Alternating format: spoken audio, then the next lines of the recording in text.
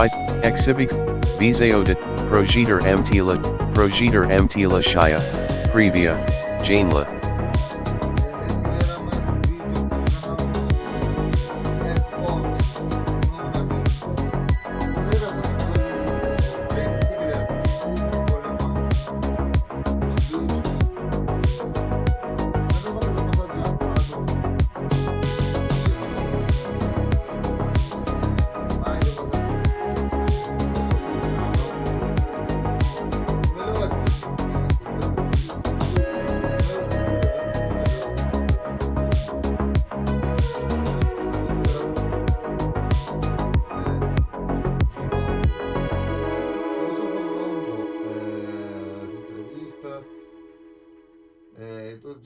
Para vocês aí, porque eu digo que não. M esse evento. Número 3 foi o pior dos 3. Vamos ver aqui, Indiana Jones.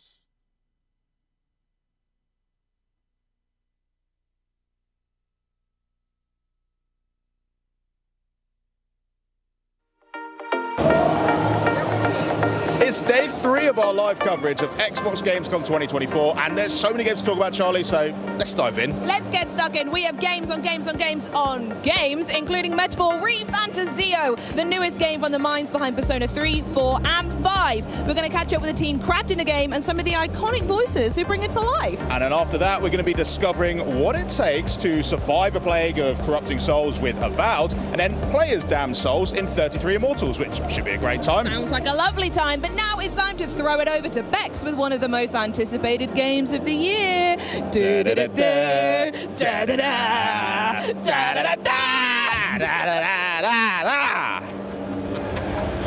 Well, if like us, you have been humming the Indiana Jones theme since this next game was announced, then you just might be as excited as I am right now. Here to reveal as much as I can possibly pry out of them about Indiana Jones and the Great Circle, please welcome Machine Games Design Director Jens Anderson and Creative Director Axel Torvenius. Hi guys, how are you? Hello, we're fine. Excited to be here. Yeah, I'm super excited to be here with you and talking about indie. Shall we dive into it? Please. First question I want to ask you guys. Obviously, this film franchise is incredibly iconic. And how did the game come about for you guys? Yeah, I mean, it is a bit surreal, right? We've been pinching ourselves throughout production. Is this happening? But it is, I promise. And so it all starts with, Todd Howard had been this, long-term vision and dream and ambition to do a new, interesting Indiana Jones game. He had the opportunity to pitch his core idea from a narrative point of view to Lucasfilm Games. They were also very excited about it. Then Todd took the project to Machine Games, checking in, I think you're a good fit as a studio to do this, and you can imagine the screams of joy within the halls of Machine Games as we were given the opportunity to work on it. So we are super thrilled. Super thrilled indeed. I mean, thinking about how big it is and how excited you guys are, the thrill of that must be quite a feat to work with and develop as well. So how is the game prioritizing all of Indiana Jones's adventure from the films into the game? It's really about putting you into the shoes of Indiana Jones, like allowing you to play out this fantasy. What would you do as Indiana Jones? And with that obviously comes the iconic whip, being able to solve mysteries, escape traps, and doing all these things that we know and love from this iconic hero. Absolutely. I mean, I probably wouldn't choose the right chalice, but hopefully everything else in the game I'll have correct. It'll be fine.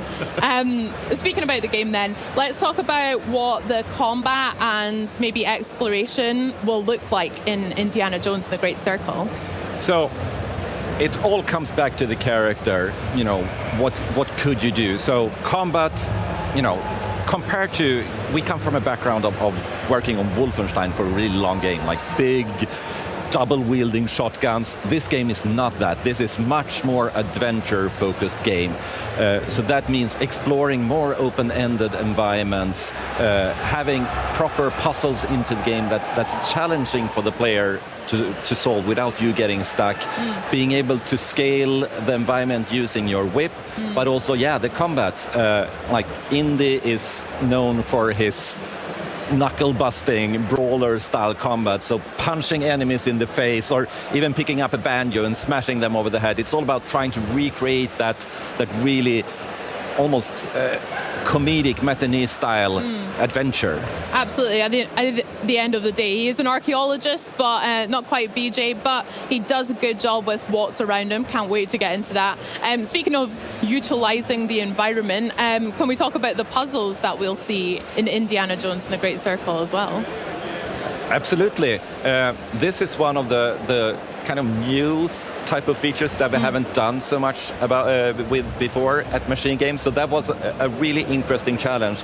And as I mentioned, we want to make real puzzles. We want you to be this kind of professor, archaeologist. So there's a lot of games, big games out there that kind of dumb down the puzzles for the sake of just making sure the player gets the full experience. We have tried really hard to just make them exciting to explore and build all these systems, like we have the camera and the journal to help you through the puzzle. You get to investigate and discover, and if you still do get stuck, you have the camera, you can pick it up, you can snap a photo of the puzzle, and Indy will provide a little clue what you need to do. You can take another one if you get deeper, so you don't have to go off to YouTube to see the solution. Nice. It's also extremely important to try to hit the sweet spot of making sure that we have these complicated puzzles from a game mechanic point of view, but we also need to make sure that they feel like they fit within the environments, like it's an actual part of this ancient temple that you have discovered, that there's a contextual sense to it.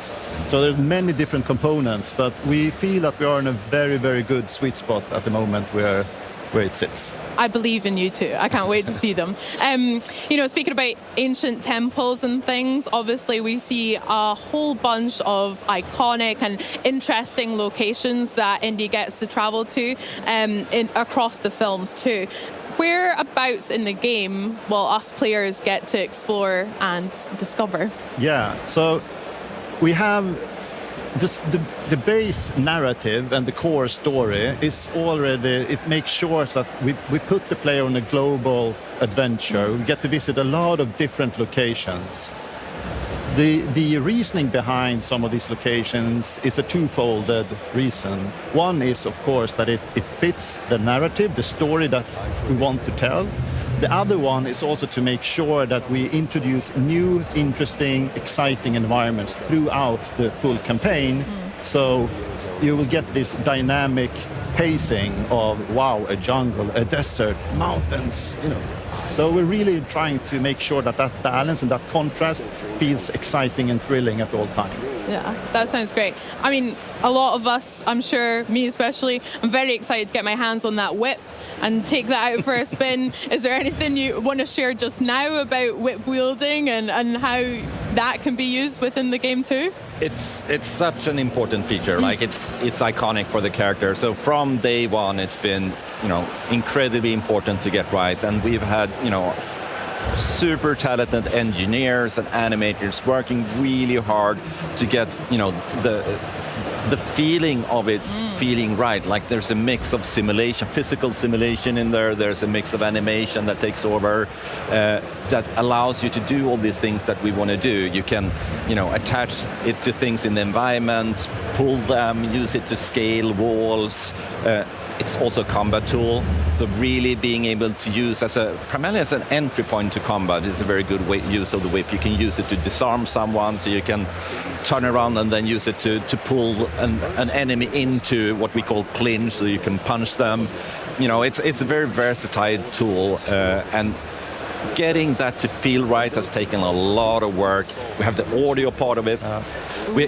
We actually super important. Yeah. It's such an iconic part of Indiana Jones' character.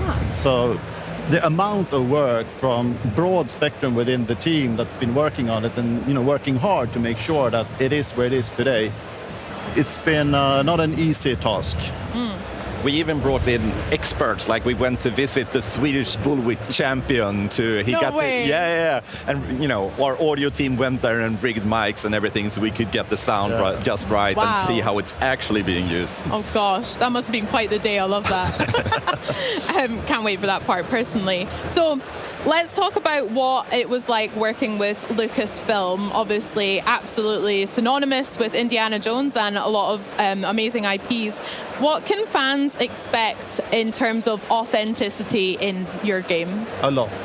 So speaking to the point of working together alongside with Lucasfilm Games has been extremely valuable and appreciated. We have been on a constant iterative basis with them, basically a weekly turn. We've been in contact with them.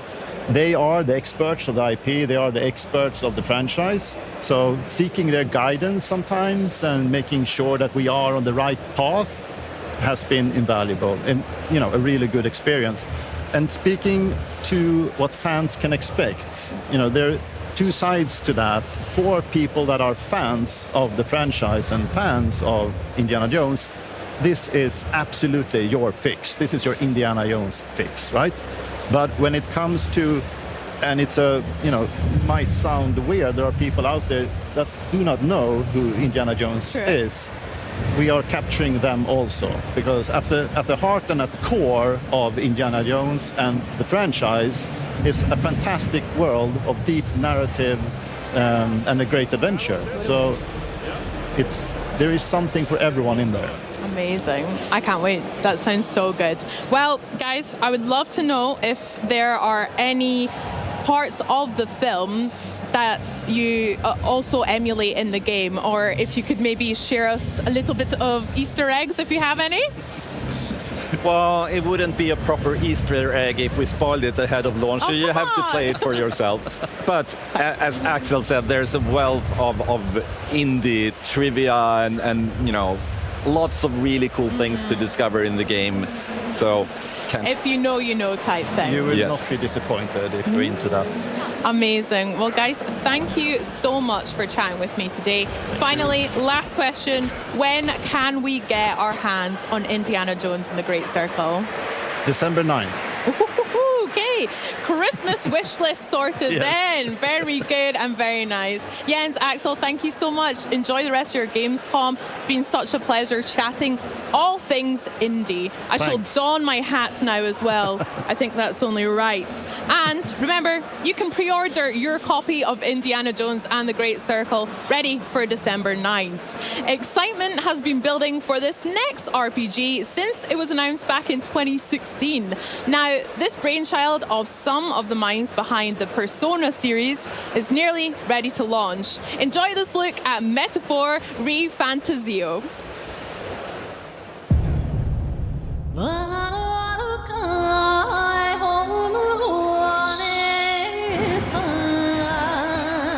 Only the one who has earned the people's support is fit to be king. People may struggle to trust a king whose face they do not know.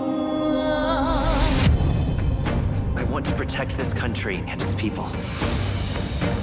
The city of Rhylehaven. If you get rid of the culprit, I will appeal to the people of this town to support you.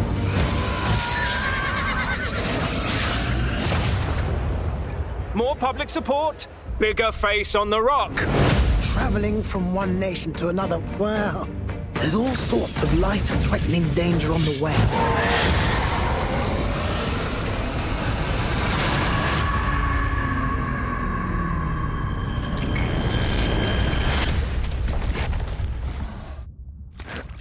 Can you smell it? There's change in the air. Looks like we've got Sanctifex Forden in the lead, and Count Luis hot on his trail.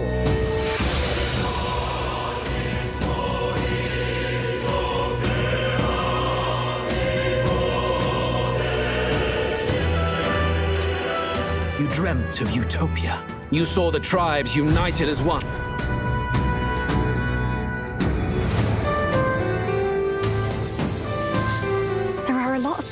crowd who have never supported you.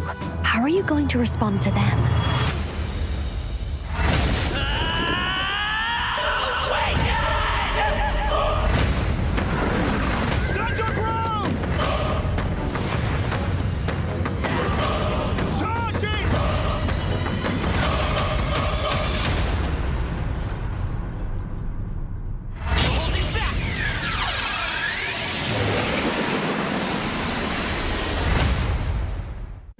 ゲームズコムにご来場の皆さん、こんにちは。メタファーリファンタジオディレクターの橋野桂です。本日はご参加いただきありがとうございます。ただいま2024年10月11日の世界同時リリースに向けて最終調整に挑んでおり、現地へ行くことができずとても残念です。今日は私からこれまで皆さんからいただいている応援コメントや感想とともに本作の魅力をいくつかご紹介させていただきます。まずは皆様にご注目いただいている本作のあらすじについてです。メタファーは本作の舞台であるユークロニア王国の王が殺されるところから物語が始まります。この世界では王族や権威のある人物が王になることが主流でしたが、突如国民から最も人気を得た人物が次の王になることができるという王選挙魔法が発動され、物語が大きく進んでいきます。現代風に言えば選挙のようなものでしょうか。主人公は王を目指し旅をします。いろいろな場所に赴き、さまざまな人々と出会い成長を重ねます。もちろん主人公以外にもさまざまな種族の人物が立候補します。一番人気になれば誰でも王になれるわけですから、とんでもない公約を掲げる人も出てきますし、ユニークな戦いや騒動が繰り広げられることになります。選挙をめぐる物語をぜひゲームの中で体験してみてください。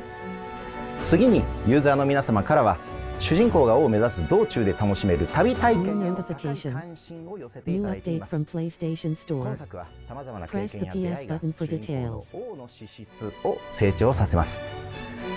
どんな行動も無駄にはならず主人公の成長につながる、これは非常に重要なポイントです。凱旋車での移動の最中、仲間とチェスのようなゲームを楽しむこんな何気ない仲間との交流からも主人公は王に一歩近づくことになります。また舞台であるユークロニア王国のさまざまなロケーションにも多くのご注目をいただいています。旅の道中で訪れる街や雄大な自然では多彩なアクティビティを体験することができます。モンスター退治のサブクエストはもちろん、ある街ではクリフダイビングを楽しむことも可能です。メインストーリーを進めると後から開放されるアクティビティもありますので、プレイヤーの皆さんはぜひいろいろな場所を巡っていただけると嬉しいです。それらゲームの中での選択一つ一つが仲間たちとの絆を育み、主人公の成長につながります。どのような日々を過ごすのかはプレイヤーの皆さん次第です。さまざまな楽しみ方ができるようこだわって作っていますので、ぜひ楽しみにお待ちいただけると幸いです。そして予約購入をしていただくと冒険をより楽しむための豪華な特典がゲットできますので、ぜひ事前予約をしてください。最後に本作の特徴を一つお話しします。メタファーでは会話中プレイヤーが選んだ選択肢を主人公がボイス付きで喋ります。これは私がこれまでに作ってきたペルソナ5などの作品よりもさらに主人公に個性を与えたかったためです。プレイしていくうちに親近感と愛着が増していただけるようこだわって作りました。ぜひ新たな主人公を愛していただけると大変嬉しく思います。それでは Xbox チームにお戻しします。ありがとうございました。We've just heard from the developers. Now let's meet some of the voices of Metaphor Refantasio. Joining me now are Kristen Atherton and Stuart Clark. Thanks so much for joining us here at Gamescom. How are you finding it so far? Oh, mate, it's been overwhelming in the best possible way. Like, I've never been to an event like this, which it's like gaming theme park. Yeah. Do you know what I mean? Like every area is themed. I'm looking at the World of Warcraft section now, and it's just like it looks like this themed attraction. People are queuing. They've got incredible rides. There's games. Like I just want to go out and explore. Like as soon as this is done, I just want to go and I want to find some cool things to go and experience. I mean, you walk in for the first time and it's just, you almost want to just stand and take it in. It's just a spectacle. Yeah. And people walking around in costumes, you know, I want to stop every single person and go, you look incredible. Wait, you look incredible. It's such a wonderful atmosphere. We're having such a brilliant time. Yeah, it's one of the best things, just wandering around the booth, seeing all the games. But let's talk about your game, because both of you play some incredible characters, right, in the game.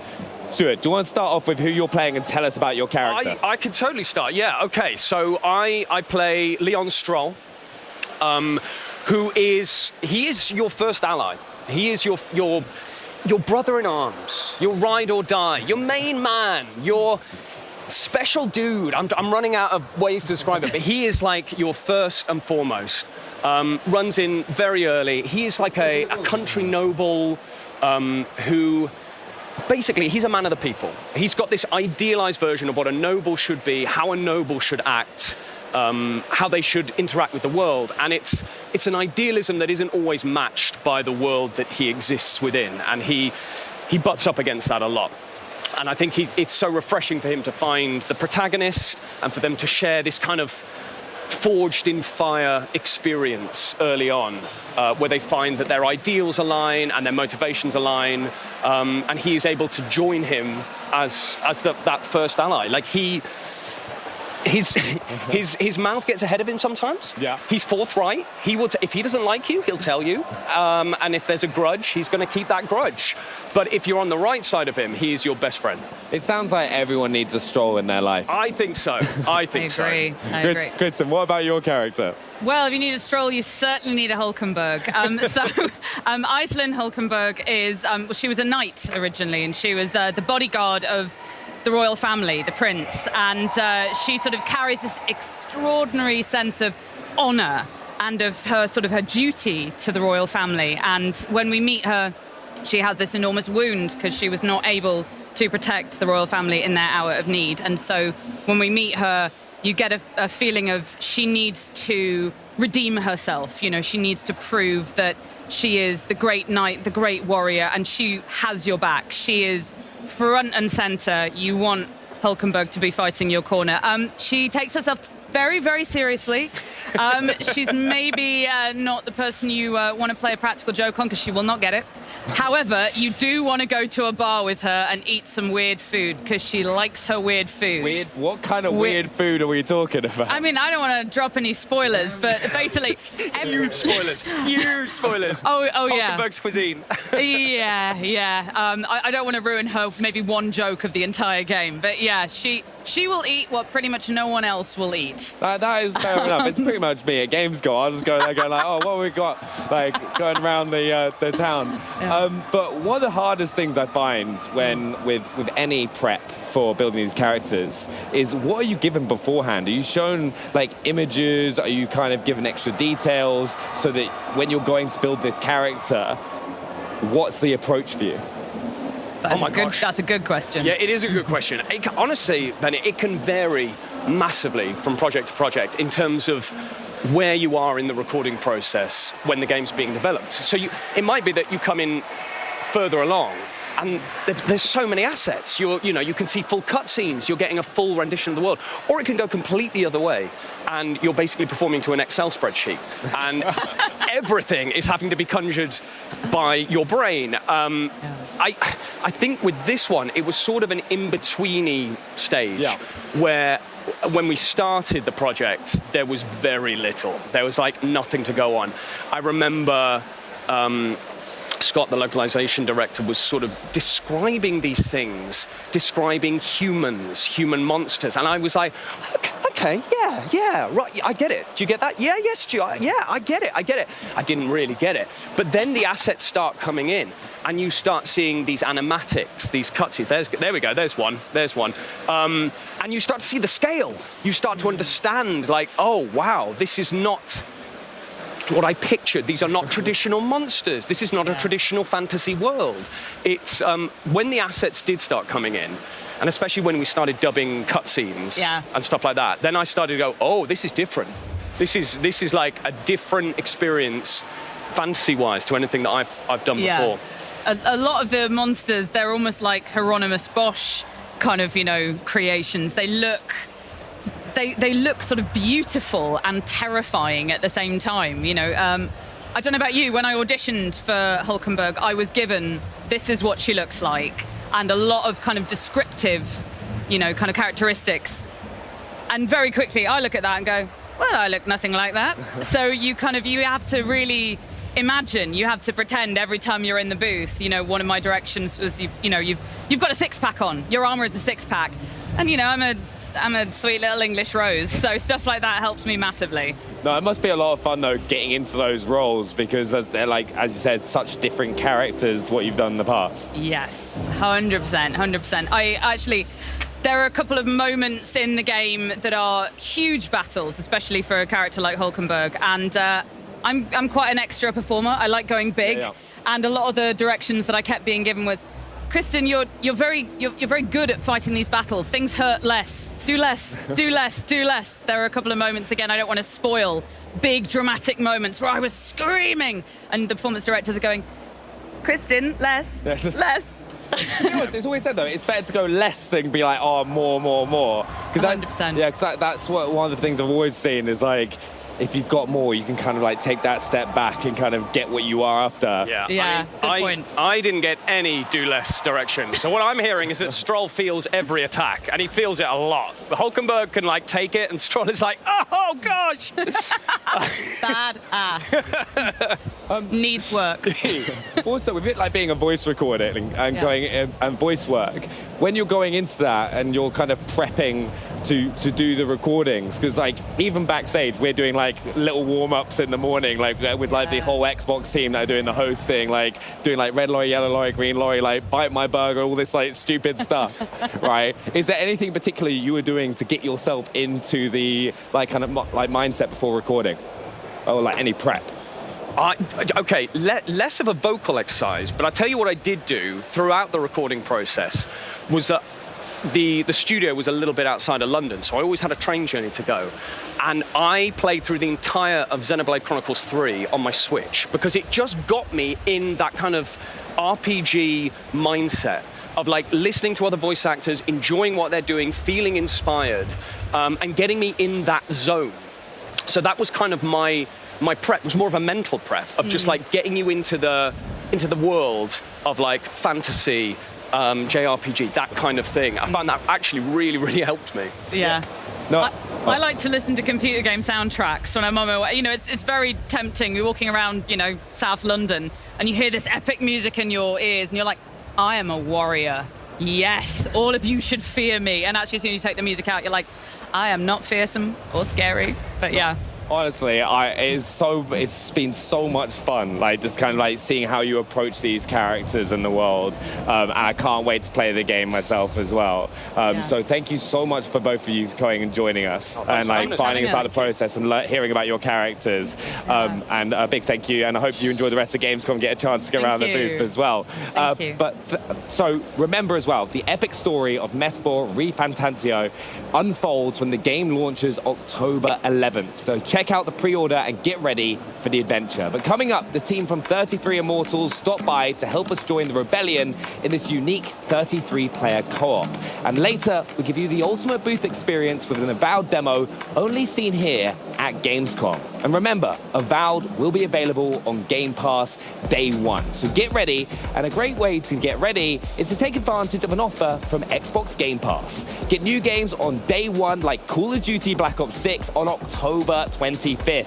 Play some of the biggest games of the year and also unlock partner benefits from Riot Games and EA Play.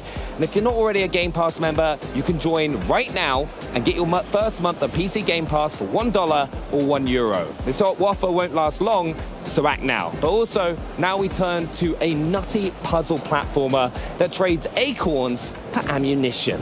Welcome to the wild world of Squirrel with a Gun.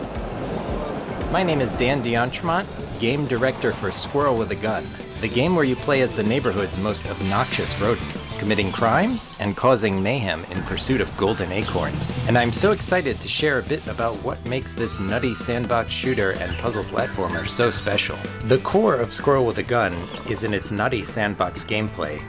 We had to make sure the gameplay was as crazy as the concept. You play as an unhinged animal as it wreaks havoc on the world around you as you explore and complete hidden objectives.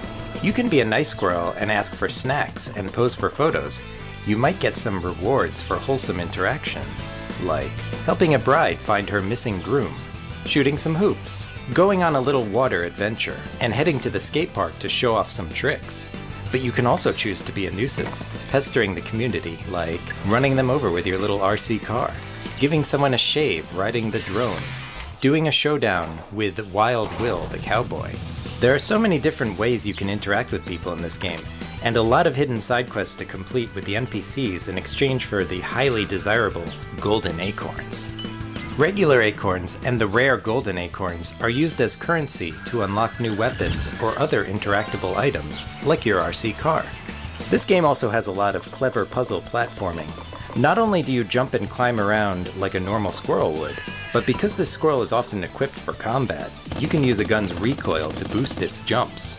This feature is utilized in various ways based on which gun you are holding, and sometimes you need a specific weapon to help you navigate a puzzle. For example, you wouldn't be able to get the acorn on top of this roof without a shotgun to blast you up there. We had a lot of fun making each puzzle super unique. There's a minefield that you have to sneak through to get the rewards on the other side. The neighborhood itself has all sorts of backyard puzzles, like getting some air with bouncy umbrellas, or getting low in the crawlspace maze. Some of them can get a little crazy. You can take to the sky on a bouncy castle, and head underwater to get some rewards. Let's take a quick pause in the gameplay to show off some cosmetics we've been working on to style up our squirrel. My favorite outfit is the diving suit, because it lets you explore a hidden underwater cave that you otherwise wouldn't have access to. A few of the cosmetics even have tactical effects. Wearing a bomb suit will reduce explosive damage, and the sparkler hat can light propane tanks on fire. And of course, you can't have a squirrel with a gun without the gun. There's 7 different weapons to unlock in the game, each with its own unique takedown and jump boost. You can learn more about them by watching our previous Arsenal trailer. Each one is a blast. I hope you learned a little something about how squirrels can wield weapons and cause chaos. And I can't wait for all of you to get your paws on this passion project of ours.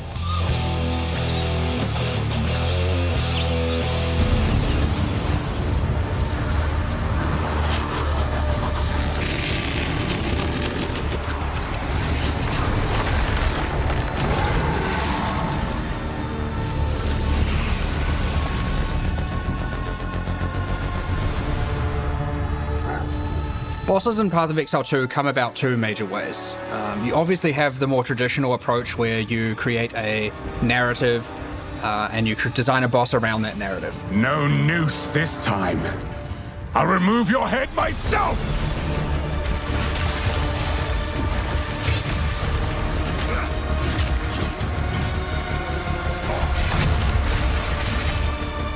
The second way, which I think is something that can be very unique and create some of the more interesting encounters, is letting the creative genius of our artists do what they need to do.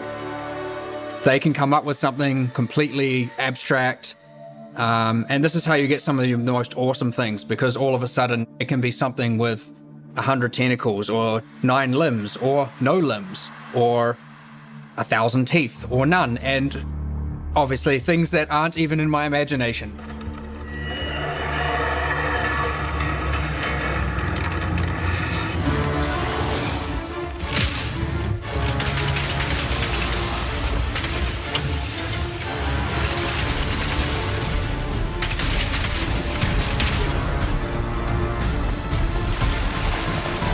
Well, a boss in Path of Exile 2 ultimately is the culmination of decades of experience, making hundreds, if not thousands, of bosses in its predecessor, taking all that knowledge together, and puts it in a package that delivers the best of what could possibly be of boss encounters in an action RPG environment with bosses that are utilizing Souls-like mechanics.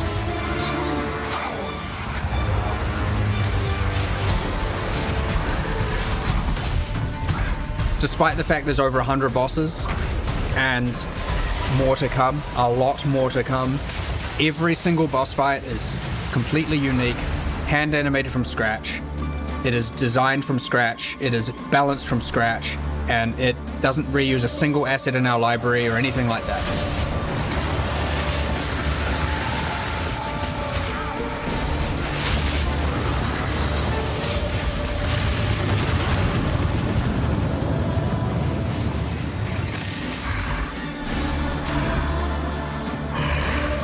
One of the main challenges balancing boss fights in Path of Exile 2, especially compared to its predecessor, you have to, in a single attempt, reduce the boss from full life to 0 in order to then progress through. If a player cannot defeat them now, then they're stuck.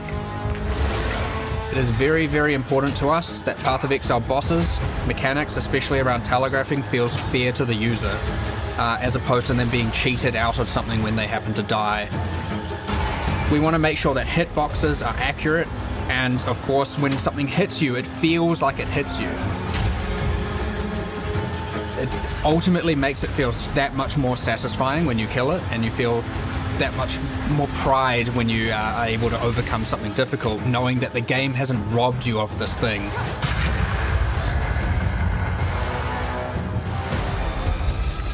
At the end of the day, you want to see that healthy balance where some people are struggling, and you want to see that moment, that second-hand moment where someone overcomes that challenge and is so happy for doing so.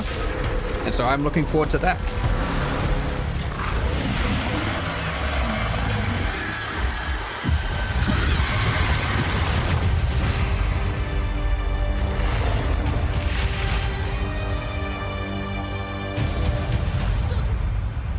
Experience, we have been giving away prizes all week, and now it's time once again for one of you lovely lot to win something truly awesome. If that sounds like music to your ears, then head over to twitch.tv/Xbox for your chance to win the Riffmaster wireless guitar. It's so perfect to play music like a true rock star in Fortnite Festival, and of course it's compatible on Fortnite Festival across Xbox Series X and Xbox Series S consoles. Now head to chat and rock on.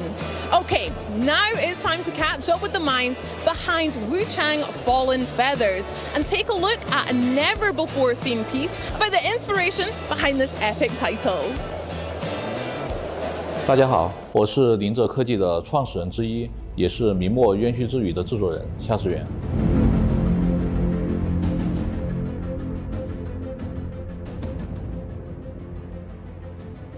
林哲是一家位于成都的游戏公司。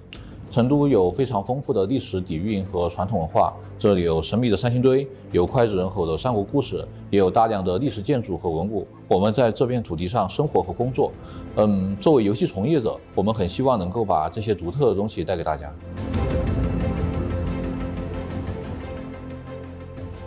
游戏的故事背景设定在明朝末年的1647年，张献忠刚死，川蜀地区正迎来它最黑暗的时期。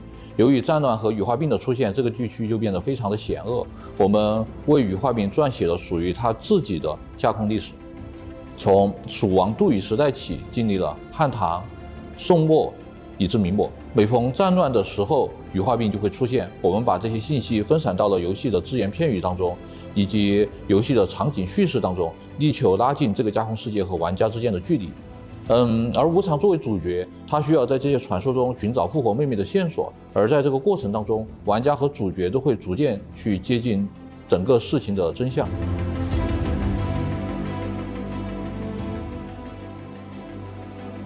明朝末年在四川地区的战乱、瘟疫的混乱和这种破败的背景，其实和我们的游戏类型是极为契合的。我们希望把更多诸如胡金铨武侠电影的质感和这种黑暗的背景做结合，利用这种强烈的冲突去创造出独特的美术氛围。在这种美术的基调之上，我们就可以通过更多的非线性的关卡设计，或者说是包括一些垂直的关卡设计，去增强冲击力，然后去做更多的场景叙事，营造一种故事感，让玩家能够在体验游戏的时候沉浸其中，或者说是让玩家在游戏中每走的一步路都能够感觉到这个世界是活着的。当然，明末作为一款架空世界的游戏，我们依然希望能够给玩家呈现一个具有明末特色的游戏体验。为了实现这一点，玩家将在游戏中邂逅大量历史中存在的或大或小的人物，比如像张献忠及其4大义子，拉近玩家和传说之间的距离。通过这种大背景下人的抉择，去展现人性中的光明面，把更多关于传统武侠的概念的思考留给玩家。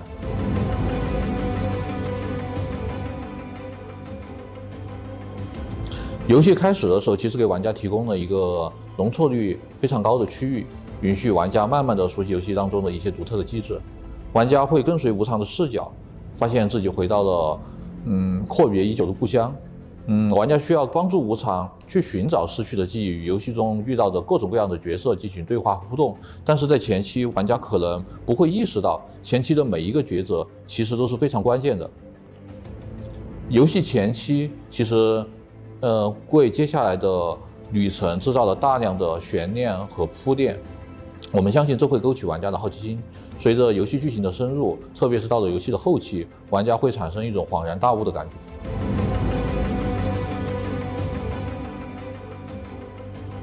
实体扫描是一个非常好的方案，因为扫描技术可以把时间的痕迹很好的记录下来。四川还有周边地区存在着大量的明代古建筑以及少数民族的建筑和村落。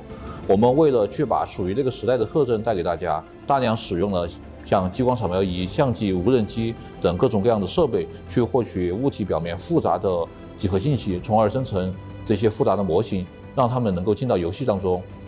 这样的话，玩家就能够在游戏中行走在这些过去的时间当中了。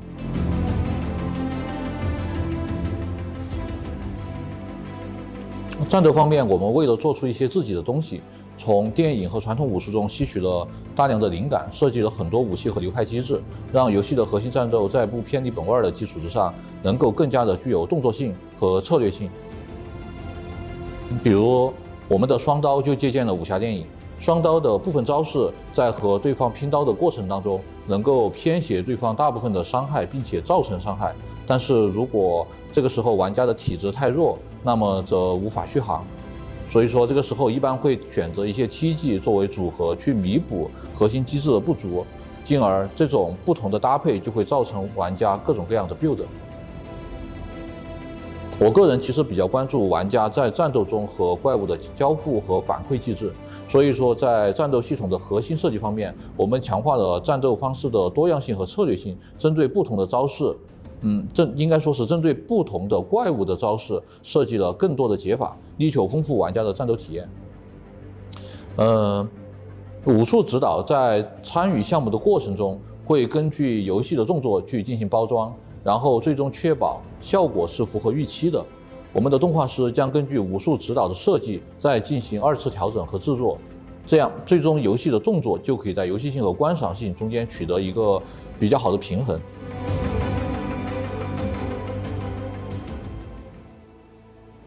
当然，首先很高兴能够时隔数年再和广大玩家见面。这个宣传片的主题其实是说从人堕落成怪物。这个主题更多是希望表达游戏中的一个主旨，就是一切的力量都是等价交换，玩家也会随着无常的旅程，看到游戏中大大小小的人物为了自己的执念染指了未知的力量，造成了非常可怕的后果。然后宣传片中出现的 BOSS 其实和无常是有血缘关系的。游戏中家庭的这个主题也将在这个人物的剧情中得到体现。随着距离我们2025年的发售日越来越近，我们还会陆续给大家带来更多的内容。感谢大家的关注和支持，我们会和505 Games 一道紧密合作，尽快把更多的内容带给大家。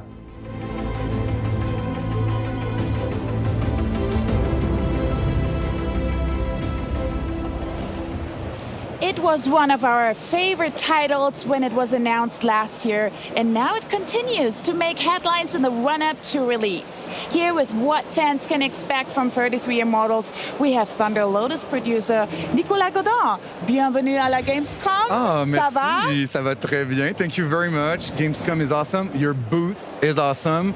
It's very impressive. And you actually were here last year with 33 Immortals on our Gamescom stage. Yes. But yeah, it's been a year, it's been a minute. Could you give us a refresher on the ABCs? I'll give you a little recap.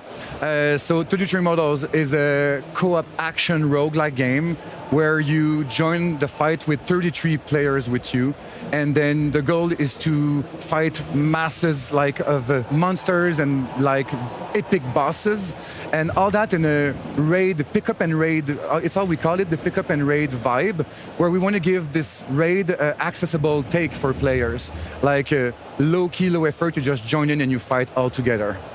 And Phil Spencer is a fan. We know that. We are very happy to mention that Phil was our first community member since he played last year. But to be fair, he was really nice with us. He played with us. He was very. He's our fan. We love him, and it was a good moment with him last year. And you got community testing now under your belt as well. So could you tell us more about the reactions? Yes, it was interesting throughout the whole year. We had a closed alpha and a closed beta. For the closed beta, we were very surprised. We had around 47,000 players. We weren't expecting this at all, but we are very grateful and happy to have all these players joining in. And it was nice because we also had a survey in it, and we asked them, would you recommend that game? You know, this classic, would you recommend it? And we were very happy to hear that 94% of them would recommend it. So for us, it was clearly a big success. Congratulations on that. Thank you. And those community testings can be very revealing. So what did you learn about that for your game, and how does your team evolve things before release? Yeah, indeed, we learned a lot. First of all, we confirmed that our core game mechanic is working very well. The fact of playing with 32 players as a big group in the world, in boss fight, it was a good success. People appreciated all the co-op mechanics. The boss fight, again, they were very appreciated. And also, it's something very TLG-like. It's that we know we have gorgeous art, like gorgeous animation, gorgeous art everywhere. It's really our like tagline when you talk about Thunder Lotus, and we respect that and people appreciate that. It was very good.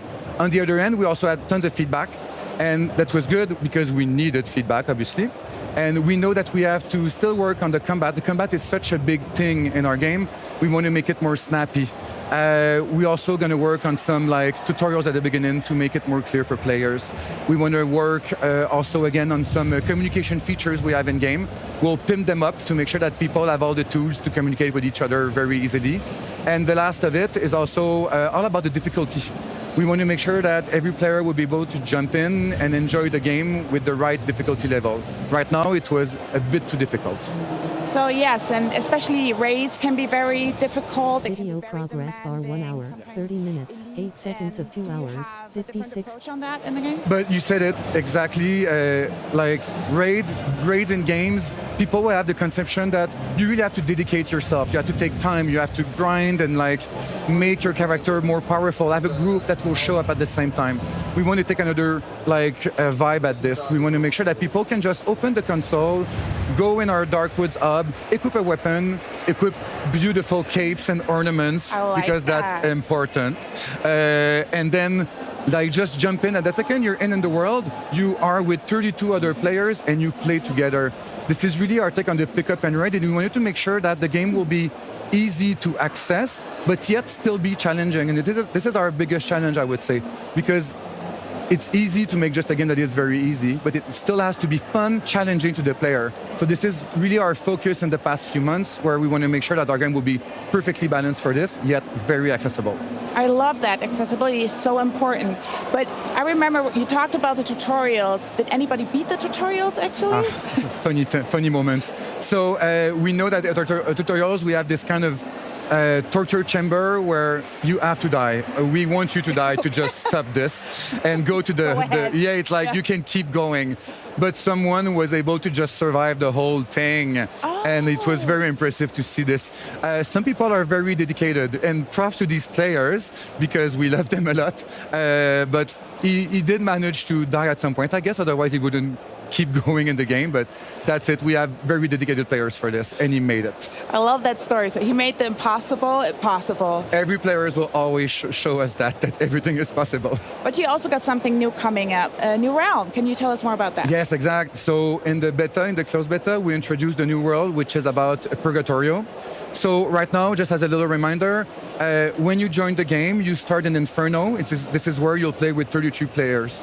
And then when you join Purgatorio, it's a smaller zone, so it's 22 players, and it's going to be it's going to be way much more rough. It's more challenging and demanding. In terms of the area, it looks very different. There's a lot of like ashes everywhere. It's clearly another mood. A lot of like monastery and like abandoned places everywhere. But the biggest thing about Purgatorio is the fact that the monsters are all different. In Inferno, we have a roster of monsters with variation. In Purgatorio, we have a whole different monster-like roster.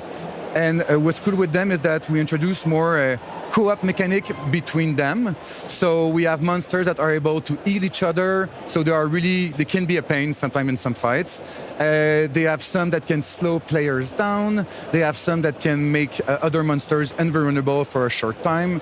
So we wanted to challenge the player differently to make sure that they will use all the roles of the different weapons in an efficient way and just challenge them in a different way with the other world. So a lot of diversity, a lot to explore and watch out for, definitely. Yes, exact. And by the way, please note that they are support, but they will still hurt you because yes, it's about dying again.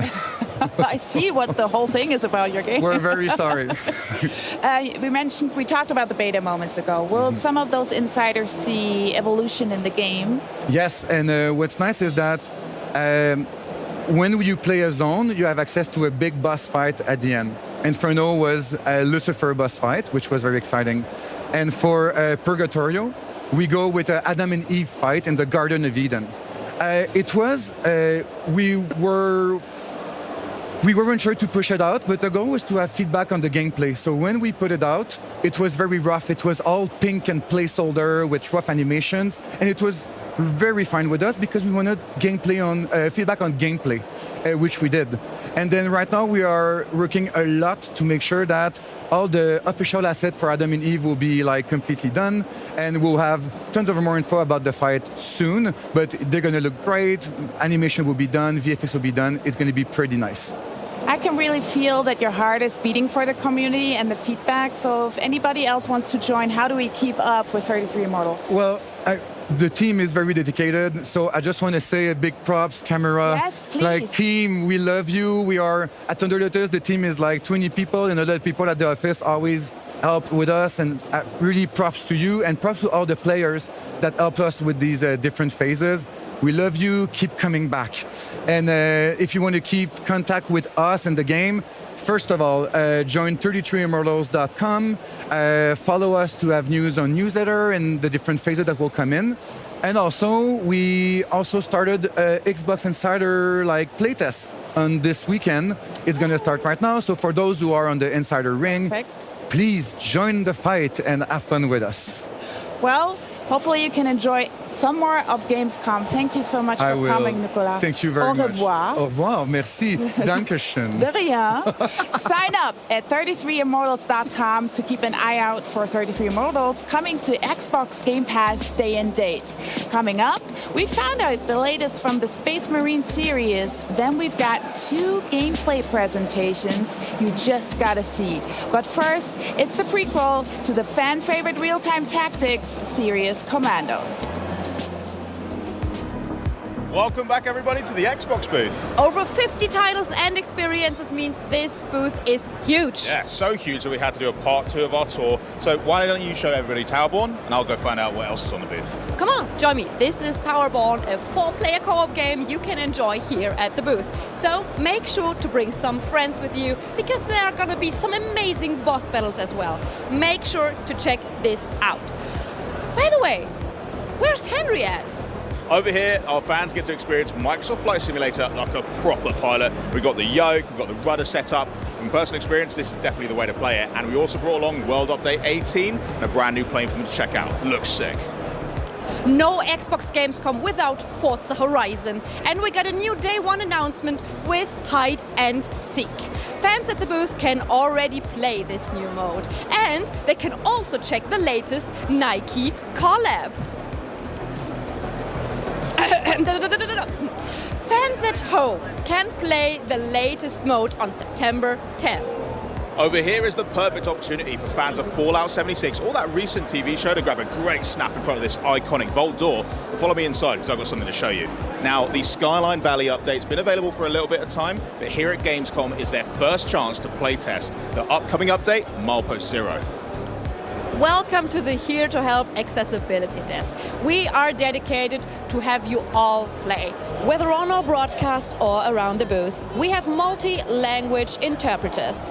We have wheelchair accessible ramps and also stuff to set up the Xbox Adaptive Set.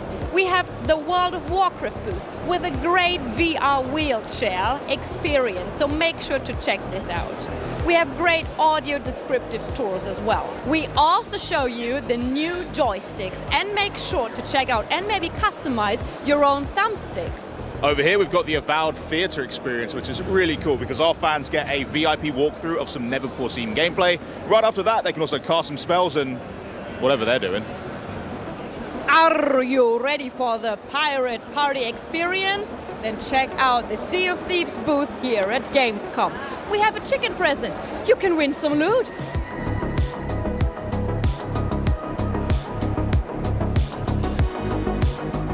Can you imagine to control an ever-evolving nation? Then Ara History Untold is your game. Fans can choose between different historical figures. You can build and explore, but choose wisely, because this world is yours now. Understandably, this next section is so popular, I couldn't even get too close to it. We've got the first Starfield expansion, Shattered Space, right next to the first Indiana Jones game since 2011, all wrapped up into one beautiful theatre experience for our fans to see. There's a lot for them to check out behind those walls. Xbox is all about the fans, and at this community hub you can get up close and personal with your favorite games and even some of the voices of your favorite characters. So make sure to check the schedule, enjoy and have fun at the booth.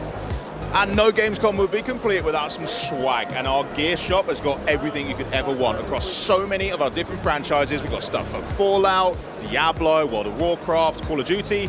I'm going to go fill my bags up and we'll just see what the rest of the show has in store for us.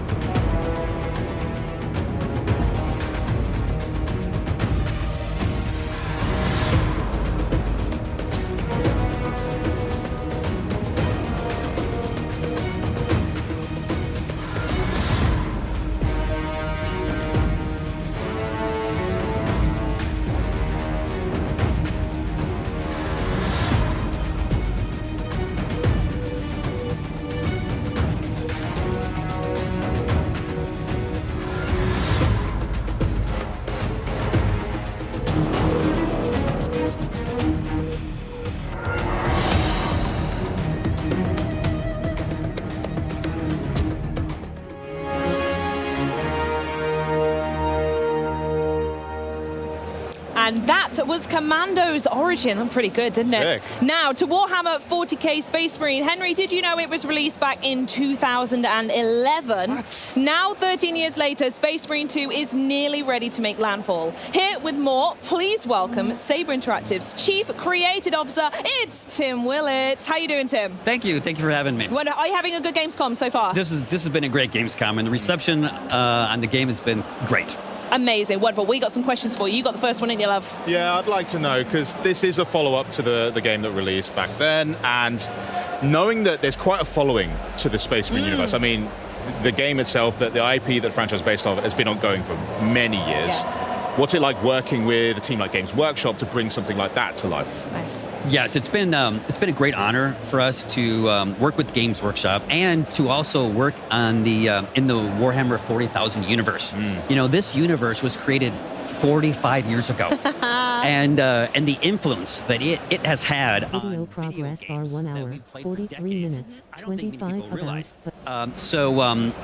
You know, working with Games Workshop, you know, we worked hand in hand on the story, the setup, the Space Marine chapters, even like the enemies that you fight. So it was a great collaborative effort. Yeah, no, I can totally imagine. And because of that, with 45 years, you say, of history, I imagine there's quite a challenge when it comes to making a sequel to a popular game for core fans who've been with you the whole time, but even trying to entice new folks who, like myself, I haven't played the first Space Marine game. So I'd love to hear a little bit more about, you know, what does this mean for those who have played for ages or maybe uninitiated to 40k?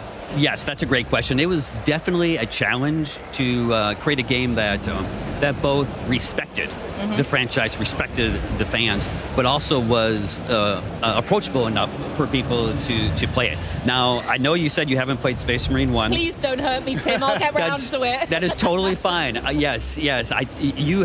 Don't worry that, you know, if you haven't played the franchise, jump into Space Marine 2. If you're just a fan of over-the-top, in-your-face action games, this is the game that for you. That sounds like a bit of us. Right, that's good. But for the fans that have been there all along the way, they played the originals, how have they helped, you know, your community basically in focusing your development team to make sure the sequel is just right for them too? Yes. The community, the Warhammer 40,000 community is intense. It's millions strong, and they love it, right? They love it. Passionate amount of love, yeah.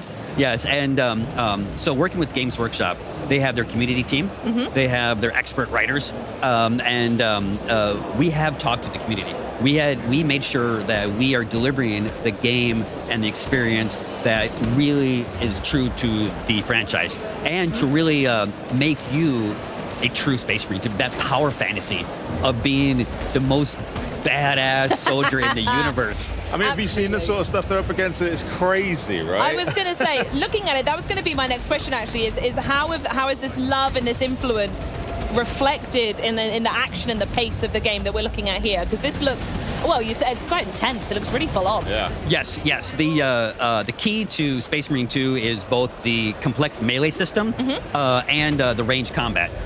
You know, one of the things that you will see is, you know, Titus has to use everything in his arsenal, from blocks to hits to dodges to grabs to glory kills. Nice. It's really a very visceral, intense, and in your face. Yeah, absolutely. It looks so good. So do all of them have different kind of that up-close melee ability that we just saw as well? I know there are multiple folks you can play. Yes. Yeah? So one of the great things about the game is we have a campaign where you play as Titus, and he has two squad mates whom the computer can play them or your buddies can play with you. Oh, fun, okay. Yes. Great. And then we have a PvE campaign where you can play as your own Space Marine. Ooh. And you can customize your Space Marine, you can be the chapter that you want, you know, you can upgrade. That's great. And then that also leads to PvP.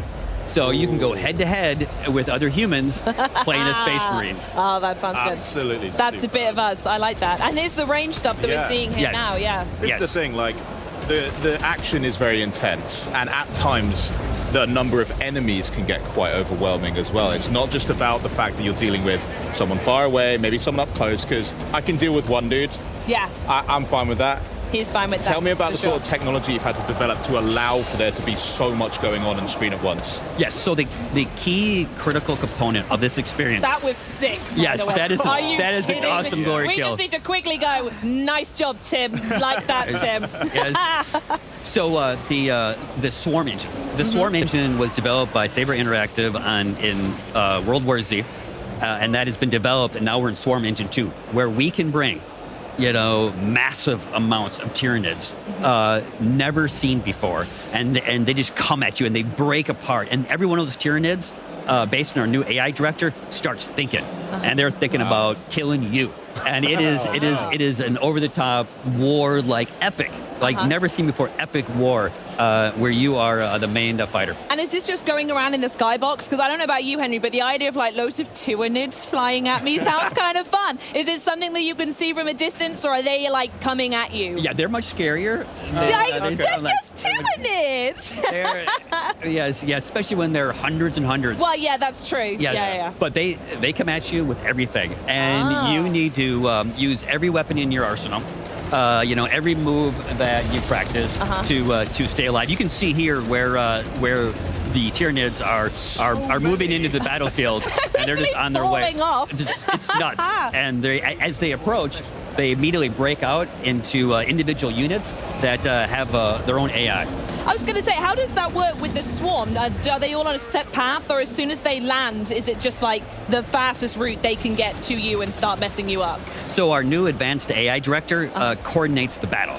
Nice. So the swarm can come from different directions. The swarm kind of breaks apart, when they separate. That can happen at different times, based on the state of the battle, based on what you're doing, and based on what your Space Marine buddies are doing. Tim, you've done it again. Did you see that one? No, I'll watch that one was sick. And what's the show about? that one was yes. I'm so distracted. This looks so good. You just said that they assess what the state of the battle is. Yeah. So does that mean they're also reactive? And if they're thinking, oh, he's got this lane covered, let's direct some around here to sort of flank. Is that the sort of thing you're talking about? Yes. So you are a Space Marine. You're a Primaris Ultramarine. Okay. But we can't make the game super easy for you. Nah. So you'll feel I'm bashing these Tyranids, but then they overwhelm you. And then the AI director can bring in more advanced units from different directions. They can flank you.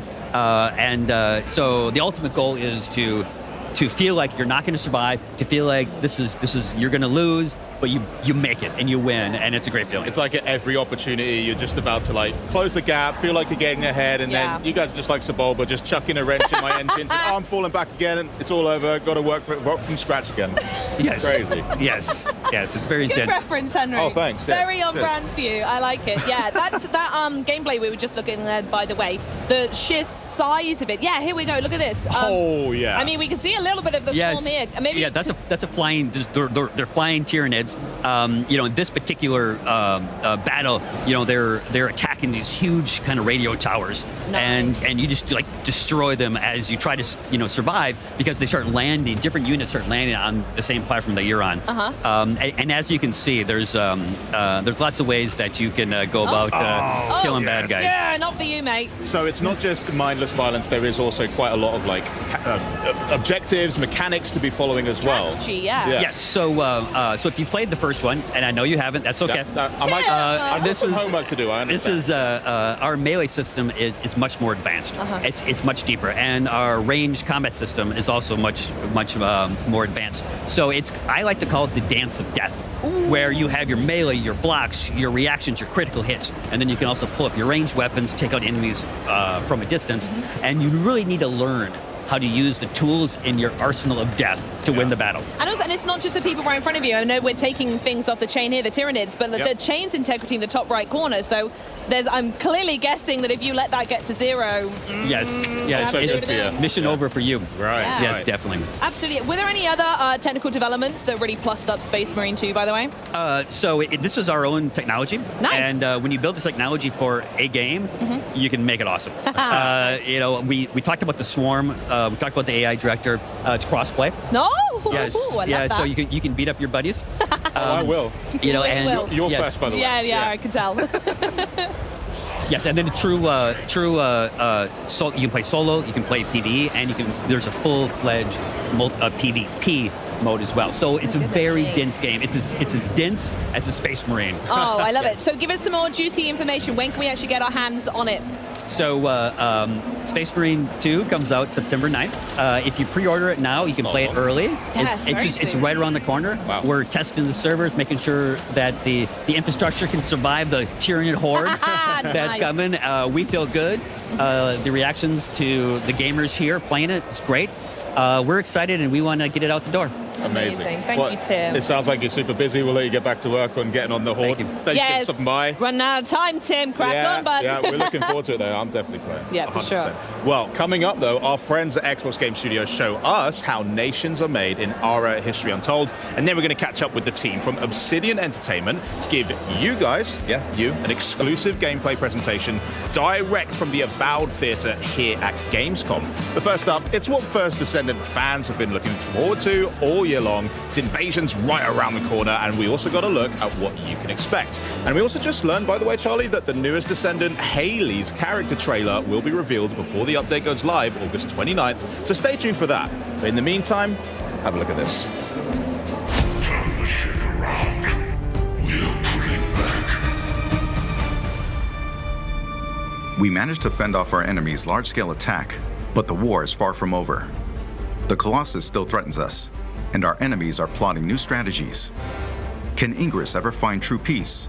Has Corel really given up on the war? After Corel's fleet disappeared, the Vulgus began moving from deep within the dungeon to raid the Ancestors' facilities in Ingress and reclaim the outpost. Detecting this, Ingress immediately dispatched a scout. That scout's name is Haley. Haley, who rose from a supply soldier in the guerrilla unit to a legendary sniper, is now a newcomer in the Descendant Corps. Ruthlessly eliminating enemies with her anti-material sniper rifle, she dominates battles with her ability to drop her body temperature and emit cold air when her emotions run high. When shooting from a distance, her weapon's critical hit multiplier increases, making her an excellent fit for sniper rifles. She possesses sub-zero bullets that fire multiple shots in an instant, and a storm snare that pushes back and rapidly cools down enemies in front. Above all, Haley's specialty is switching to her anti-material sniper rifle and firing a single, incredibly powerful shot, stronger than any other attack. In Season 1, the Vulgus launches a new strategy, the Invasion. Invasions occur randomly in 2 dungeons of the hard difficulty infiltration operations. Players can choose to enter between the existing operations or the invasions. Invasion dungeons are only available for solo play, testing the strength of the Descendants. 3 Vulgus legions will block the Descendants with different defense mechanisms. The quantum field creates an immortal state, impervious to physical attacks. The Resonance Shatterers cause massive explosions with the energies of RK and the Iron Heart. The Keeper Tile encryption device maintains a powerful security system. Invasion dungeons present new mechanics that disrupt the Descendants' operations. Solve these enemies' mechanisms and swiftly eliminate them. Invasion dungeons are designed for speed runs, and the faster you clear them, the greater the rewards that await. After coming in contact with the Iron Heart, Descendants experience an RK resonance phenomenon. This resonance grants the Descendants new powers. It's the season growth inversion reinforcement. Inversion reinforcement is a new growth system that resets at the start of each season. It includes 5 types: hunting, attributes, recovery, survival, and seasons. Through the inversion reinforcement, Descendants gain beneficial effects for progressing through seasonal content, and can also obtain effects that compensate for their weakness. Each season, we plan to tailor and replace the inversion reinforcement effects, providing effects that perfectly fit the seasonal content.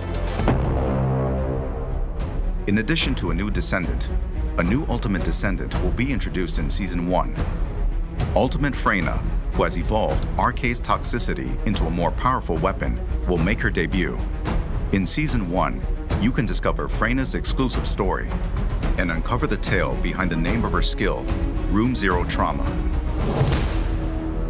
Excava is an assault rifle with powerful versatility.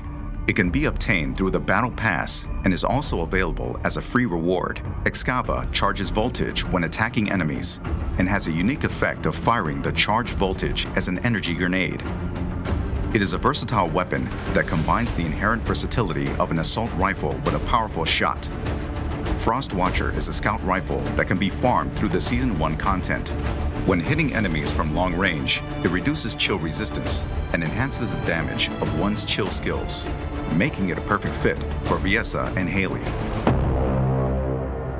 If you've prepared a new Descendant, ultimate weapon, and inversion growth, it is now time to face the most powerful Colossus, Deathstalker. Deathstalker lurks in the darkness of the void, targeting the life of Descendants. It is stronger than any Colossus encountered so far. To protect Albion from the threat of Deathstalker, we must once again venture into the void, unravel the mysteries within the darkness, and intercept Deathstalker. The first Descendants first season begins on August 29th with Haley, a new Descendant, Ultimate Freyna, and the new Ultimate Weapons. New episodes, dungeon content, and void intercept battles await you in Albion, Descendants. The first Descendant, Season 1 Invasion. Play for free.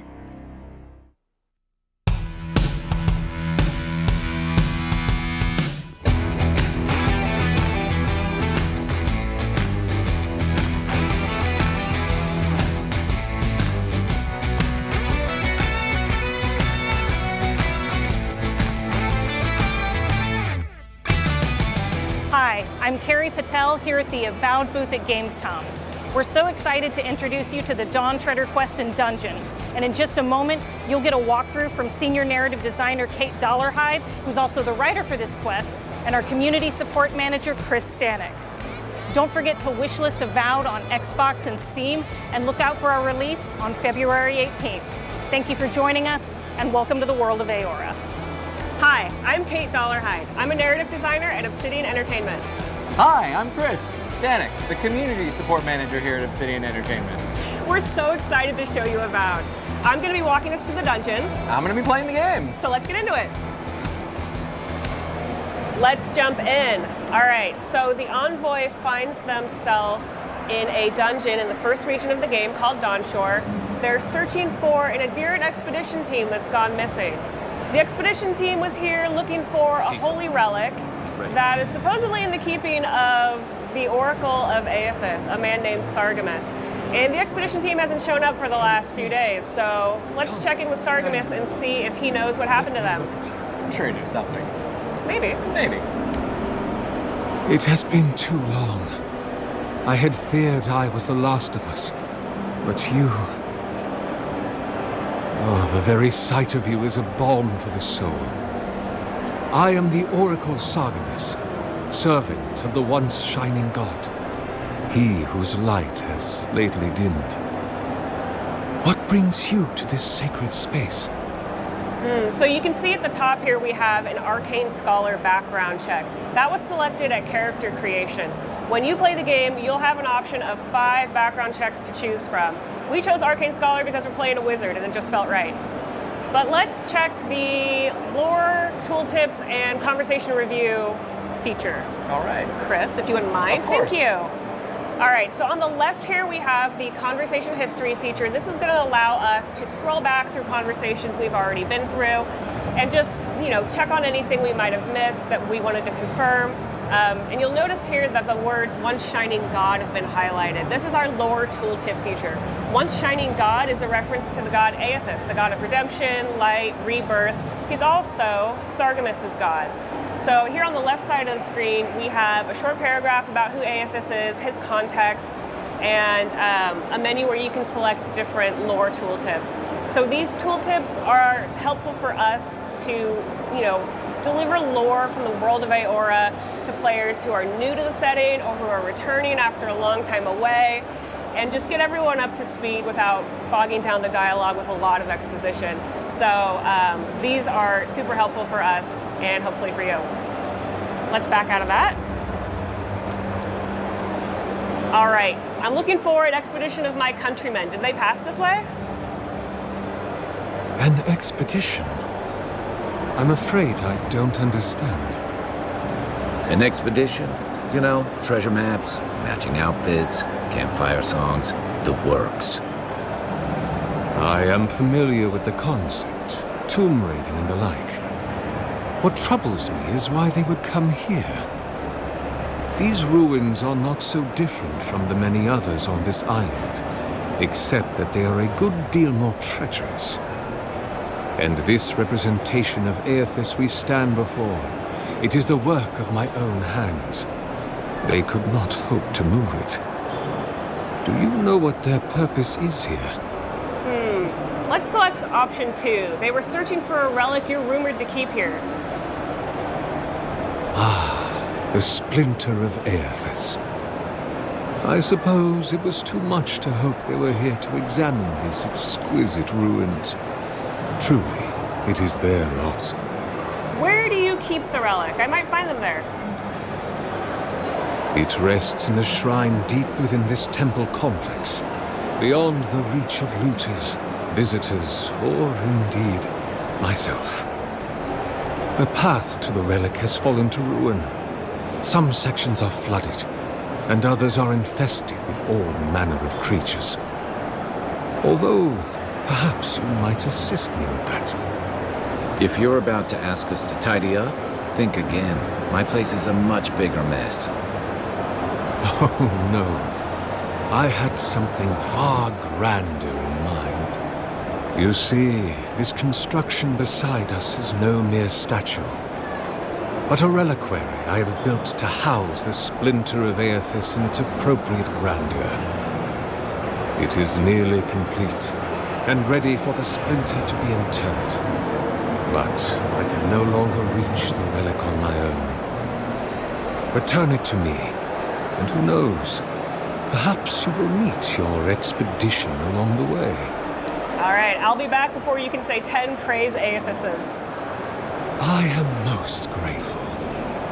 Oh, and please refrain from touching my statue or devices.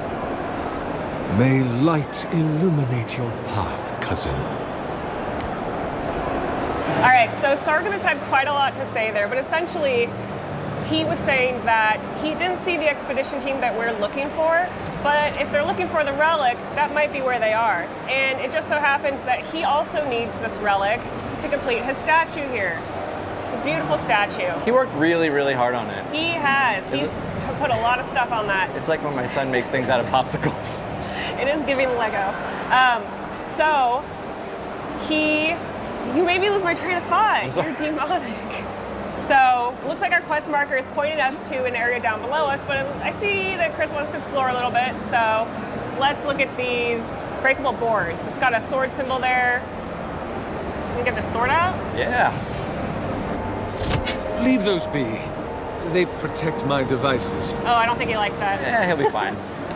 Surely he won't hold it over us later. Let's leave those alone for now and keep exploring. So, ooh, more breakable boards. Awesome. Let's hop across this chasm. Keep heading up. So we have designed Avowed with a lot of vertical space in mind to make use of our parkour system. So it always pays when you're exploring. So have a look around and always look up. You never know what you'll find. Like this chest. Ooh, we've got an accessory and some crafting materials.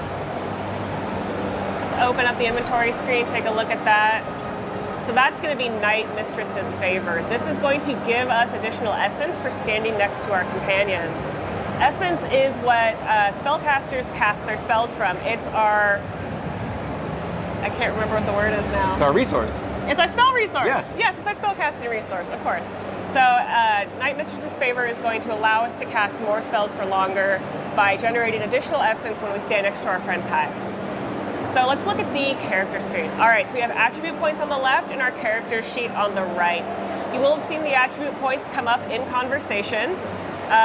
We select a number of those at character creation and then a few points here and there on level up. So we have put a number of points into intellect because we're playing a wizard. So we want that additional essence and that elemental resistance to give us a little more survivability in combat. Now let's turn to our character sheet. You can see that we're level 6. We are close to getting a new level, close enough. We've got our background there. And then our health, essence, stamina, data, all those good stats that you can keep track of over the course of the game. So let's look at abilities. All right, we have put quite a number of points in the wizard ability tree because we're playing as a wizard. The first one we selected was the Wand Mastery passive. This is going to give us the ability to do additional damage with wands. Because we're double wielding wands, that's going to allow us to do a lot of additional damage. And then down below it, we've got the Blood Magic passive. This is a really fun way to play and definitely one of QA's favorites. Blood Magic essentially lets us start casting from our health when we run out of essence. So if we're slinging spells back and forth in combat, we don't have to use an essence potion, we can just start using our health. It's a risky strategy, but it is very powerful. Let's look at Grimoire Mastery. All right, Grimoire Mastery does a number of things. First, it lets us use higher level spells as we upgrade the ability. It also lets us memorize spells from our grimoires. So if you have a grimoire you really like, but you get a new one that's cool and you want to try, you can spec into some of those spells from your previous grimoire and then toss it aside and pick up your new one. Let's look at our active abilities. Well, in the Grimoire, it's all because of the power of reading. That's right, we do love to read here at Obsidian. Okay, so active abilities, we've got a Corrosive Siphon. This pairs very well with Blood Magic. So essentially with Corrosive Siphon, you use this ability on enemies, it steals health from them and returns it to you. As a Blood Mage, this means that I can cast more spells for longer and I don't have to worry about dying in combat. We're not going to die. Never. You've never died while doing this. I haven't, and I don't plan on it. Unkillable? I'm offended that it was even brought up. I'm sorry. I won't bring it up again. Our other active here is Arcane Veil. This is your classic magical barrier ability. Because we're playing a wizard, we're wearing light armor, we want to be light, we want to be nimble, move around the battlefield quickly, but that also means we're opened up to a lot of additional damage. Arcane Veil is going to help us catch some of that damage and not take it ourselves. And then down here we've got Bristling Frost. This is a spell we learned from our grimoire. Bristling Frost is going to create a ring of frost on the ground at your feet, and it's going to deal accumulated freeze damage to any melee units that come and get up in your business. They're going to try. They're not going to make it though. No, you won't let them. That's right. You're just that good. Well, let's not go crazy because what's going to happen is I'm going to die so many times just now because of this. It's hubris. This is the curse. And now that we've said it never happens. Oh, it's totally going to happen now. All right, so our quest beacon is sending us through this tunnel full of water, so let's just have a swim as we go look for the expedition team. All right, it looks like we're coming into Sargemus's old workshop. We've got some Audra there attached to some wires, a number of animancy devices around. Yeah, so Audra is central to the universe of Pillars of Eternity, where the people, plants, animals die, their soul leaves their body, flies into the nearest Audra pillar, and then goes deep into the earth to re-enter the cycle of reincarnation. Sounds like a lot of work. But can you argue with the results? No, you're right. All right, so it looks like we've got a godless sigil here. Excellent, and a essence generator there in the back. So the essence generator is going to unlock that godless sigil, but let's see what's actually being locked here. Top down in the water. All right, it's a gate. Excellent. Ooh, and there's a chest back there. I want to know what's in that chest, but I don't see an easy way into this room. I can try to ram it. What? I was going to try to ram it. Just try to ram it? Yeah. Well, that's not working, so let's go back to that top level and see if there's another place we could look. Just check this area a little more thoroughly. All right, it looks like there's a breakable wall there with an explosion symbol on it. We're not going to be able to break that down with our swords, so we're going to need grenades. Nice. I was going to try to ram it again, but I don't think you would have liked if I tried to ram it again. Here we have an essence generator. This is going to unlock that gate. You can see that it has a electricity symbol on it, so that means we need something with electricity to turn the generator on. For us, that's going to be an electric lily seed, a electricity spell, or if you have a companion with you who uses electricity, you could use their ability too. For us, we're going to need an electric lily seed, so why don't we get that equipped? I finally feel like I'm on a cooking show where something's pre-cooked. You're like, and here's the chicken. And here's the switch. Yes. You did it. All right, so the generator is running. we've got an accessory and some crafting materials. Let's pop open the inventory and see what we have. Band of Transcendent Suffering. So we're going to deal 10% additional damage, but also take 10% additional damage. It's a little risk, a little reward. I think it's going to be fun. Let's equip it. I like it. All right, swimming, back to swimming, following our quest beacon here. It looks like we're coming up on Sargemus's library, an enormous library, which is pretty impressive in the world of Aora, where there is no printing press, so all these books are handwritten. It looks like we also have a number of red dots in our mini-map in the top left corner. That means there's enemies nearby. So, let's deal with these spiders. What do you want to do, Chris? Oh, I'm going to sneak up on them and You're I'm going to get them. sneak up on them. All right. Nice. Quick and quiet. Gonna be a power attack to that spider. Arcane Veil, Corrosive Siphon, spread the love around. Oh yeah. Spiders love the everybody gets Corrosive some. Siphon. All right, Yeah. another power attack on that spider. We're building up that stun meter over time. That's gonna allow us to do a special attack when the stun meter's full. Looks like Kai's done his companion ability and now he's taunting that spider, drawing aggression away from us, which is very nice. And now we get that special attack. Hit it with some electricity. And a little bit of electricity grenades. Back off and finish it with the wand. Awesome. Easy. Nice job. Thank you. All right, let's keep moving. Ooh, it looks like we've got a blocker here, some webs in the way. Thankfully, Kai has an ability that will let us get right past that. Let's use Kai's Fire Starter ability. Ready, bang. And that should burn right away. There we go. It's always handy to have a useful friend around. A guy who can do tricks. Yeah, right? He always has a Like- lighter. And, I'm walking around, I run into a web, I'm like, there it is. I got to get Kai. Call him He's up. dependable. That's what we say about Kai. All right, so I don't see any sign of the expedition team, but what I do see are some Zorops and a water beetle. So let's join their party. Ooh, it looks like that damage we did to the water beetle is filled up again because he's being healed by the Zorop Elder. So we're gonna need to take out that Elder right away. Yeah, burn him down with Corrosive Siphon. Get all my health back. Looking good. Arcane Veil's active. We're healed again. Kai's getting in the mix. Good. Oh, we've got Good Bristling friend to be. Frost. Excellent. So we're dealing some accumulated frost Oh, damage. I'm going to get the Zorop up here. Thinks he's cheeky. Where'd he go? There he is. Running away from us. Did he jump up there? No. He's... Beetle left? Yeah, the beetle's left. The little beetles. Oh, he's so fast. He's nimble. There you go. Nice. Did it. All right. Done and dusted. Let's keep moving. You didn't doubt that I was going to die there, did you? Like, I thought about it. Okay. I thought about it, but I was like, no. all right. I trust Chris. I remember that. Yeah. Okay, so we are still looking for the expedition team. Let's poke around this area and see if there's anything interesting we can find. I see 2 godless sigils above a locked gate. And there's something in there these ruins don't want us to get to. Thankfully, there's a wire on the left and a wire on the right. I think Video progress art about. so. The one on the left was going below us. Let's pop down there and see what we can find. Yes, there it is. All right, that's one down. Where's the other? Should be close by. It was right off to the right. Oh, there it is in that gap. Right, oh, on the left. Right on the there, left. right there, right there. Yeah, there it is. Got it. Boom. Nice. All right, with both those sigils activated, the gate is open. We can get our prize from the sarcophagus.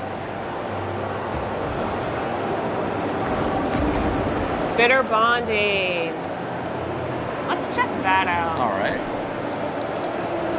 All right, 10% of weapon damage restored as health. This is going to be super helpful for us as blood mages. So as we're doing damage, we're going to get a little bit of health back. That sounds fun to me. Let's equip it. You got it. Pardon me, Kai. All right. So I think we're near the relic. We haven't seen the expedition team yet, but we might as well pick up the relic while we're here. There's the relic. It's really shiny. Can't be as easy as just grabbing it. Can I don't think the ruins liked us taking that relic. So we've had a bit of an earthquake, and it spawned some skeletons. Hello, friends. Hope you're ready for a skeleton fight. Yeah, always ready for a skeleton fight. What they always say about me. Christian, You know, always Chris, ready for a always skeleton. ready for a skeleton fight. There, Oh, Kai's doing Chris. some help for us over here. Excellent. I think we've got some rangers on the left. We should deal with them right away. Yeah, they're going to be no fun. Raining arrows down on us. All right, that's one down. Tower attack. Oh, a grenade nice. as he jumped. Nice. That was Like, hit him stylish. with the lightning. Very Is there one stylish. more? Is there another one? I'm being sloppy. Where'd he go? There he is. Oh, it's this guy. Really, That's why. Oh, it's the fighter. Yeah. Yes, absolutely. We got something for him. All right, so he's got a shield, That wasn't which it. means we're going to need to break his defense in order to deal damage to him. That's And why then Chris is using a Kai's- power attack here. Oh. Chris is gonna use Kai's companion ability to hit that skeleton, and he's toast. Now we've got a mini boss, the Godless Executioner. Oof. Try again, try again. Try again. It's okay. He'll get me one day. This guy hits hard, and he has a very extensive range, so we he want did, to he did get me. stay. He did get me a few We want to times. stay out of his reach. Ooh, it looks like he's being healed. Oh, there's a priest up there. We got to get him right away. We're gonna get you. Arcane Veil active. Corrosive Siphon. Melt you down. No more healing. Melt down We're that done with priest. that. Excellent. All right, now we can finally do some damage to the Godless Executioner. Ooh. Good thing we have Arcane Veil active. All right, we're building up some nice stun. He's taking frost damage. He's frozen now. Maybe he should let it go.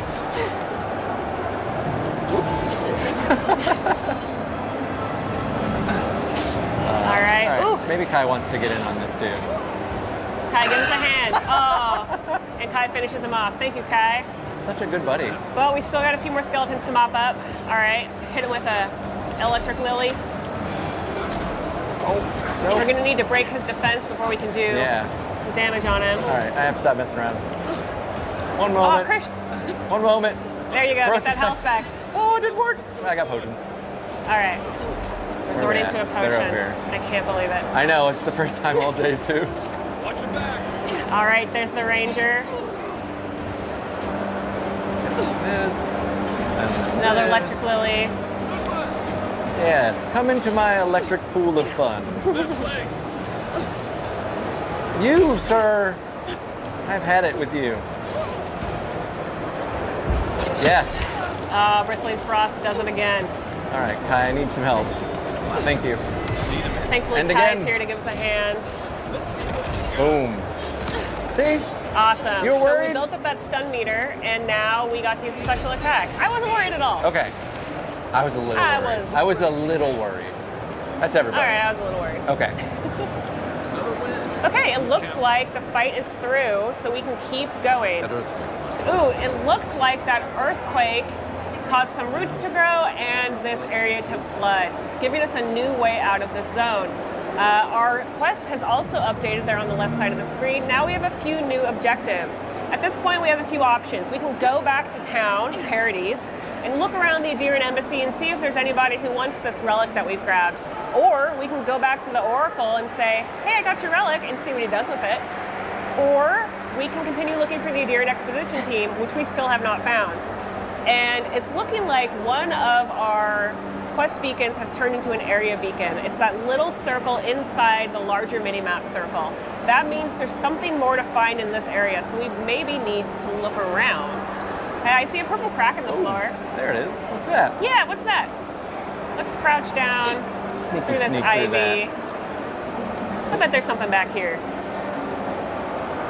Ooh, a hole in the floor. Perfect. Something's not right. Kai does not like Take the a look. vibes. Oh.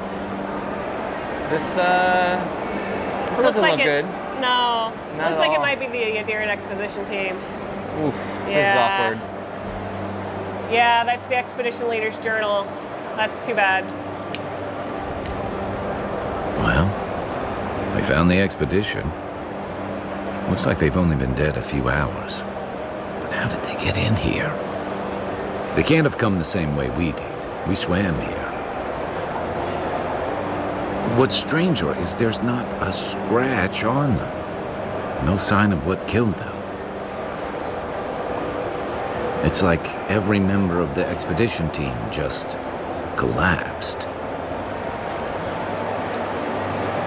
Looks like we passed this intellect check, so I want to select this one. They didn't get locked in here on their own. The Oracle put them here. We're using our big brain. Problem solving. That's right. Here's an idea. This temple is full of old animancy equipment. Could he be building a giant animat? I've heard of those, but I've never seen one. They're suits of armor brought to life by bound souls, right?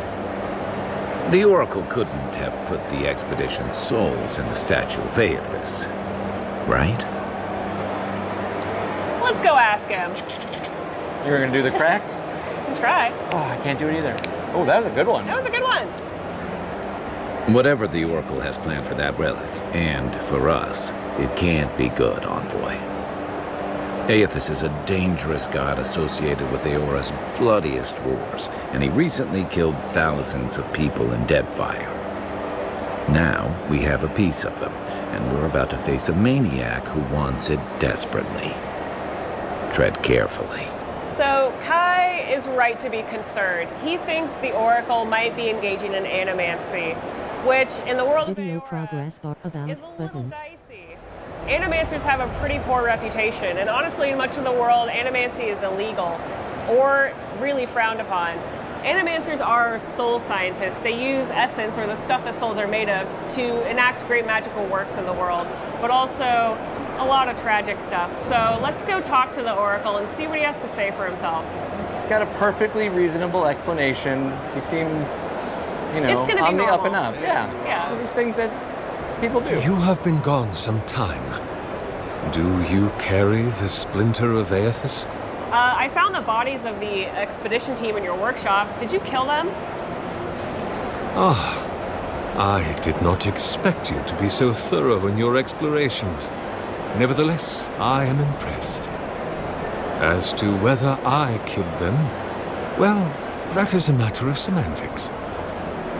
Does death occur the moment the heart ceases beating, or when the soul is broken upon the wheel? In one sense, then they are quite dead. In another, they remain very much alive. In either case, they have entered a state of change, and the impetus was mine. Let's see. It looks like we passed this perception check. You're gonna put their souls in your statue, aren't you? Yes, you and you alone see my purpose clearly. You see, I have given them the opportunity to be part of something larger than themselves. With your help, I shall give them a new commission. To prosecute the redemption of a god. How do you expect to redeem Aethys? Do you carry the relic I asked you to collect? I do carry it. We do. Excellent. The relic you have retrieved was stolen from Aethys' body. He is bound to it, or it to him. And before the events at Ukaizo, he would speak to me through it. He speaks to me no longer, but I believe he resonates with the splinter yet, as I do. If I am correct, when it is placed in the statue, the magnifying power of the Ardra will draw him into it, and he will be trapped. Locked into the reliquary with a chorus of furious souls acting as his conscience. He will finally begin the work of making right all the wrong he has done. All that is left is for you to place the splinter into the statue's chest. Will you do it? I mean, we could just give it to him and he could go up there and What do do it. you think? We gotta go No, up there I and want do to it do too? it. I want to Okay, do the okay, cool stuff. okay. Yes, I will put the relic All in the right. statue. I want to see where this is going to go. Once you have placed the splinter into the statue. I'm just saying he could go up there and do it. Like He's 600 years old. Give him a break. He's got brittle bones. All right. All right, guy. This time I'll bring it up there, but next time. It's your turn. Yeah, you're gonna fight the skeletons. All right, let's hop up on the scaffolding. Get the relic in there. Nice. There we are. Now, to fill the statue with essence. Do me the honor of pulling the lever, just there. And my lord will All right, let's do return it. to face justice. Any moment. Oh. My god, Aethys. Are you there? No. It's not working. How long was he working on this again? A few years. Oof, this is gonna be awkward conversation. Yeah, let's see what he has to say. My lord Aethys has not returned. Something is missing from my design. Something I did not account for. It must be the chime. Without its ringing, he cannot hear the statue's call. My cousin, will you join my holy work and lend your chime to the cause? So this chime that Sargemus is talking about is unique to godlikes. Only godlikes have a chime. It's what the gods give them before they're born to mark them as their own. As a godlike of Aethys, Sargemus has a chime given to him by Aethys. As a godlike of an unknown god, we also have a chime. So what he's essentially asking us is, will you give up what makes you special and die for my experiment? And at this point, we have a few options. We can say, sure, Sargemus, I would love to die for your statue. Or we can try to convince him that actually he should die. As a godlike of Aethys, Aethys is probably going to want his chime and not mine. Or we can attack him. I kind of want to attack him. You want to attack him? I want to attack him. He's got a glowing sword. I want that sword. Yes, we've been too nice to him today. There's nothing to fear. You won't feel a thing. Give him a moment to get settled. Ooh, he's fast. He is fast. See, he's just acting like he's old. He's not that old. Building up some good stun. I'm a little out of breath. Ooh, I'm out of breath. Sir, please stop. Kai doing some work. I'm okay. No. All right, second wind is activated. Second wind. We're up. See, still not a death. Down but not out. Not a death. Bristling Frost activated. That should do some frost accumulation, Arcane Veil, and Corrosive Siphon. Nice. Kai will take some of the aggro. Kai's using his companion ability. Now he's drawn the aggression. That's going to be really helpful for us. Grenade action. Little power attack, grenade. Boom. Kai gets that. Oh. Perfect. Perfect. Well done. They'll put that in. Well done. Thank you. Let's loot his body. Yes, definitely. Yeah. All right, he's got a great sword. Last Light of Day. Can we equip that, please? Of course. Ooh. Beautiful. All right. So that's not the end of this quest, but it is the end of our time together. So thank you so much for looking at Avowed. We were so excited to show this to you, and we hope you play it on February 18th. Thank you so much. Ara History Untold, a 4X grand strategy game spanning the ages, is beautiful to look at, yes, but it's even more fun to play. Here to walk us through this epic world, please welcome Xbox Game Studios executive producer, Matt Turnbull. Matt, thank you so much for joining us today. Hello, thank you so much for having me. I'm so excited to be here. Oh, this is going to be a fantastic segment. How are you enjoying Gamescom so far, though? Gamescom is my favorite event of the year. Agreed. Honestly, it brings so much energy to be able to interact with people who love games, who do those things. The booth we have this year is incredible because It's so detailed and beautiful over there. Yeah, we're finally coming out, right? The game is finally ready. It's coming out September 24th. Have to drop the date in there. But, check. Yeah, check. Done. But the booth has just been a really fantastic experience. Getting to actually let people play hands-on with the game, experience the game it's the way it was meant to be played, and just feel like they could become a leader. 100%. Well, we're going to do exactly that now. I cannot wait to see this live gameplay demo we're going to do. So I'm going to let you just kick things off, get us into the game, set the scene, and I'll check in when I'll get a little bit nosy. Anytime. You're always welcome. Thank you, Matt. All right. So as you probably know, Ara History Untold is a historical grand strategy game. It bears a lot of DNA from your classic 4X genre and some of the other genres around, historical grand strategy.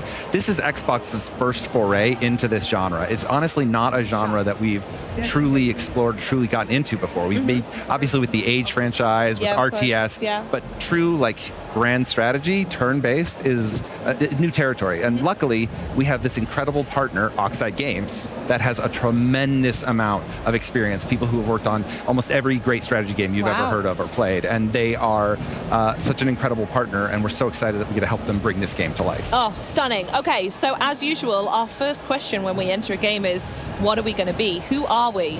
Yes, so right now you can see I've got Shaka Zulu here as the head of the Zulu Empire. He has all these different interesting abilities. We have 10 leaders here at Gamescom. Now, when the game launches, we'll have over 30 leaders available to play from. Wow. But we only brought 10 with us to Gamescom this year. So you can fit in the suitcase, I get it, yeah. Exactly. Just gonna make room. So right now, I think for today, though, I will play Nefertiti. Lovely, okay. Why Nefertiti? What's the choice there? So if you look at her different abilities here, you can see things like farms and their upgrades provide additional food per turn. She gets big bonuses if she's next to rivers, as kind of a reference to the work on the Nile. And then as sort of a person who is very famous for being a royal wife and a queen that pushed the religion of the worship of the Aten, the sun, she had this opportunity to have these awesome religious abilities. So when you found a religion with her, it spreads faster and you're able to move it more. And in those early eras, it can be very, very powerful and a really strong source of prestige, which are the points you need to win the game. Interesting. Okay, let's crack on with Nefertiti then. And here we go. This is my favorite bit, map building. What do you suggest we go for today? Well, we've kind of pre-set up a map that we think will be a good show for us. We've got 8 nations on the map. We have average sea level. You can change everything in the game from the temperature, the humidity. The humidity, wow. Even the axial tilt. And so this is one of my favorites because when you imagine, the Earth, you know exactly how it's tilted to the sun, right? So pretend that it was like a planet that was more tilted. In that case, the map it would generate would have a much hotter area, a much colder area, a broader cold area, depending. So it generates all of those things based off of that. Now, you get a deterministic seed, which is basically a number that you could put in, and as long as you have the same options at the same seed, it'll generate the same map, which means that if you fall in love with a map, I fall in love with a map, we can share it. Oh, I love that. Okay, awesome. What was the size of the map we went on here? Because I know, especially when we call this a grand strategy game and referring to some of the other games you've mentioned already, map size and scale and detail is so important. So A, what are we doing today? And B, what options do you have there? Yeah, so honestly, the game has a number of different map options. At its largest map size, you can fit up to 36 nations on there. Whoa! All at once. Goodness me. Thanks to the power of simultaneous turns, which is one of the unique innovations in Ara, the players are able to all take their action within the time term, whatever the time limit is you set in multiplayer, and then a single player as long as you want, and then you submit the turn, and all the actions resolve simultaneously. And it goes, okay, interesting. And so you can play with 36 players, and it's totally functional. Doesn't feel like it, It wouldn't really work to play 36 players one at a time, over time at a time. Yeah, with a cup of tea, come on, lads, I would take off for a while, and then come back, and it still wouldn't be my turn. Absolutely. So what's this exposition that we just got at the beginning of? And also, Act 1 is an interesting thing to read. Yeah, so in Our History Untold, the game is broken into 3 acts. Now, you play the same leader from the very beginning of the game all the way to the modern era. When we say a history untold, what we're talking about is the untold history of this alternate Earth, this alternate life of this alternate ruler. And so you play the same history, you play the same ruler, the same nation. You take them from the beginning of the first agrarian, the first farms, all the way to the modern era, and even a little bit into the singularity age. Oh, God. Okay, well, let's together. jump in. I want to see this first bit, and I'm picking up on that singularity bit because that sounds wild. All right, so one of the first things you probably notice is that Ara has a kind of a different presentation. A lot of these games are inspired by board games. you know, okay. hexes, I tiles, see that, yeah. and I love those. But with R, we really wanted to deliver the player fantasy of being a leader of a real world, the choices you make. And so there are things like organic borders, so where the river goes is where the natural borders are. Oh, I love that. And you could do other things like if you zoom out and look around, sometimes you'll see mountain peaks out in the distance because your people could see those mountains. For right now, though, it looks like we have a nice little temperate forest here, some plains that are lovely. We've got some grains available, and we can zoom all the way down and see. Oh my goodness, you get so close. Yeah, there's some wheat growing over here, and then if I zoom in over here, you can see some rice that I could turn into some rice farms. Over here, it looks like there's some dangerous predators, in this case, some wolves. Oh, interesting. Okay. What are they? Do they move freely around the map, or would you go to engage them over there? So you have to hunt them in order to be able to take advantage of this area. I and see, luckily, in okay. the early areas, I have this scout, which is a unit that can go out and do some great stuff. So I'm going to send my scout there. Oh, wow, it's zoomed. You can see how Video progress are 2 hours, 37 minutes, 15 seconds of 2 hours. One of the fun things about simultaneous turns is you can cancel orders at any time. Oh, wow. And so the game has the depth and complexity of like a grand strategy game with layer after layer after layer. As you set up all your moves, you'll see what all the impact will be. And then you can go, you know what, actually, I'm going to wind it back. That's good. And none of it will go off until you hit end turn. So let's go ahead and get our scout moving and make one other big decision that we make at turn one, which is what to build. So Interesting, yes, because there's, decisions are very, very important when it comes to these strategy games, and I'm sure we're going to go through quite a lot of them anyway, but what's this first one that players are going to meet as soon as they start? Yeah, so the very first thing you have is you have the ability to improve your cities. Now, Ara is a game about people. It's about your citizens. It's about their quality of life, you know, their happiness, their health, their education. And you improve your lands with what we call improvements that can do things like improve their quality of life or provide them with additional housing. So the first thing we're going to build is a farm, and that's going to help us with some initial growth. And We also, have the same strategy here. yeah, you got to do it. And So especially good. with Nefertiti, it's just a great option. And so you can see the little ghostly outline is telling me that that'll show up too. And so when I hit next turn now, you see everything begins. My there we scout go. makes their move. You can see the people have begun work on their farm. Oh, that's so nice. You know, there are people working away at Them the going, thing. whistling away. Good stuff. Yeah, over here I've got my great hearth, which is sort of the center of our power right now, where our leader lives. Then if I go back over here, I see my scout is over here. Now, I'm going to send my scout to hunt these wolves. Ooh, okay. Hunting a predator is about clearing the lands for you to be able to use, and I'm definitely going to want to build farms over here, what with the rivers and Nefertiti's abilities. 100%. Beyond that, when you hunt animals, you also can end up getting some early resources. And so you can see the little guys going in there, getting ready to hunt the wolves. The Good luck, wolves running guys. away. But the value of this is going to be that I'll send back furs, possibly food, maybe even feasts that could help Very good. boost my city's power. So Yeah, nice. the next thing we're going to do is pick a technology. Ooh, okay. All right, so I'm going to let you pick, right?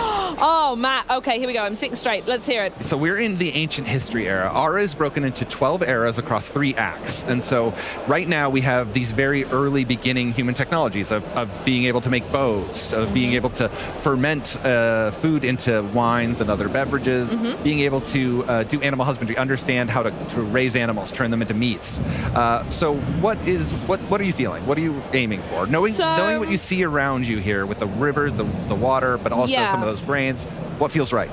Oh, I'm concerned you're setting me up that there's a specific choice here. Based on how many good choices, many options. Based on how I normally play these types of games, and knowing that as soon as possible I want to start rearing animals at a farm, I've already told you what I want to do here, and eventually going into, you know, maybe more scouts and armies and everything like that. I think animal husbandry, for me, is where I want to go. I'm not too fussed on the pottery. We'll get to nice mugs and plates a bit later, but for now, I want cows and I want sheep. Let's do it. And then we should go and take a look, see if we can find some of those things with our scout here pretty soon. I will say quickly, though, on that decision, as it's such an important one you make at the beginning, what's a good option for first-time players? Is it animal husbandry? Is that the route you would typically kind of recommend people go for? Well, honestly, there are a lot of different things you can do. It depends on what your strategy is. You should really pay attention to who your leader is and what their powers are. So if I was playing Shaka Zulu and I was intending to meet my neighbors and go and try and conquer them right away, I might pick archery. But if I was playing as, again, Nefertiti, I might go for grain storage. Because see, I knew you'd set me up. I went for the wrong one. Or animal husbandry. Because either of those will involve farms that produce more harvest with her that help, especially if I have rivers near me. Okay, you know, but if I was on a coastal island, if I was playing on an archipelago, which I think I pronounced correctly. I think it was good. Close enough. Yeah, that's what I would say. I would maybe go for rope making, which can help you get early boats and those types of things. Good, nice. All right, so we still have our scout idle here. We're going to move them out into the wilds. Yeah, Look let's at these. expand the territory. We Absolutely. see the fog of war everywhere. You've discovered, what's that just down there with all the little pots and pans? Oh yeah, so these are basically the remnants of forgotten civilizations. Nice. They contain Stonehenge is just there, is it? Yeah, just an older circle that was made by some nomadic society. Uh-huh. And so eventually what will happen is I'll be able to pick those up with my scout. And as I do, we'll be able to discover some things, and those things will possibly help me. So Oh, amazing. right now, for example, this collected some furs and some statuary. And so now we're going to go ahead and take this stuff. Now, one of the big differentiators for Aura is that it's taken the complexity of a crafting system, but really stretched it out over 12 acts, over the entirety of human history.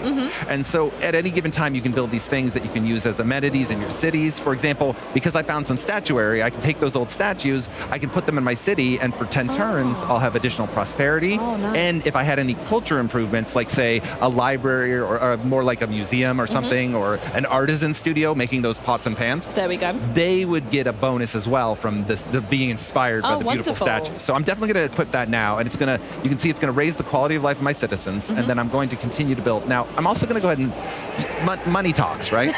It does indeed, Matt. Yeah, so you can always get more wealth, and if you get more wealth, you can use it a bunch of different ways. Yeah. One of the ways is you can rush production. I can throw money at the problem. So you can prioritize things in the heat of battle if Exactly. something's going on and you need it. You need it, absolutely. Ooh, okay. Now, you might notice these cougars over here. Oh. Pumas, bearcats, Yeah. all names for the same animal. But they are here. Mountain lions, that's another one. There's another one, nice. It's the animal with the most names. I don't know if you know that, but it actually is. I've never thought of it that way. Weird, but it's true.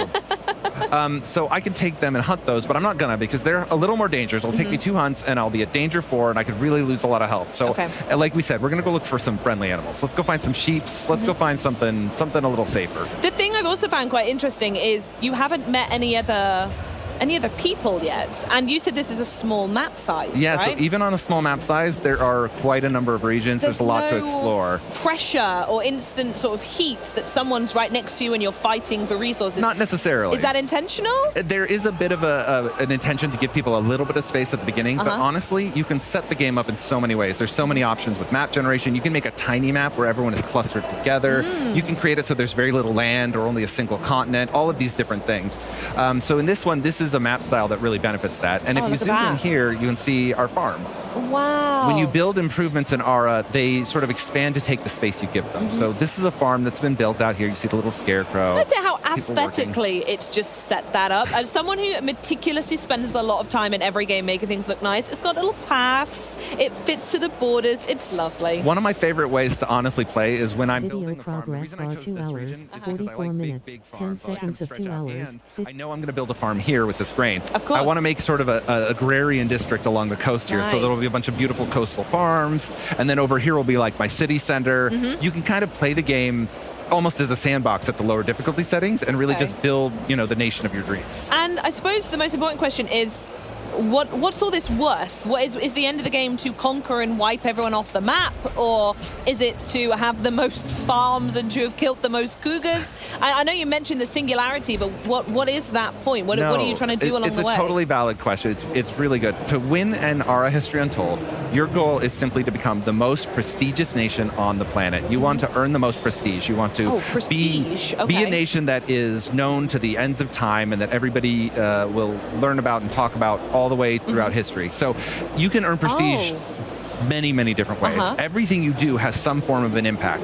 For example, right now, most of the prestige I've earned is from the quality of life of my citizens. I've been providing them good goods. I've been farming, making sure they have enough food and everything. And because of that, I've been slowly earning prestige over time. Okay. When I was to create a religion, the more my religion spreads, the more I empower the religion by having more powers, which are called verses in the game, which give you new abilities. The more of those that I have, and the more that I can convert other nations to my religion, the more prestige I would gain from that.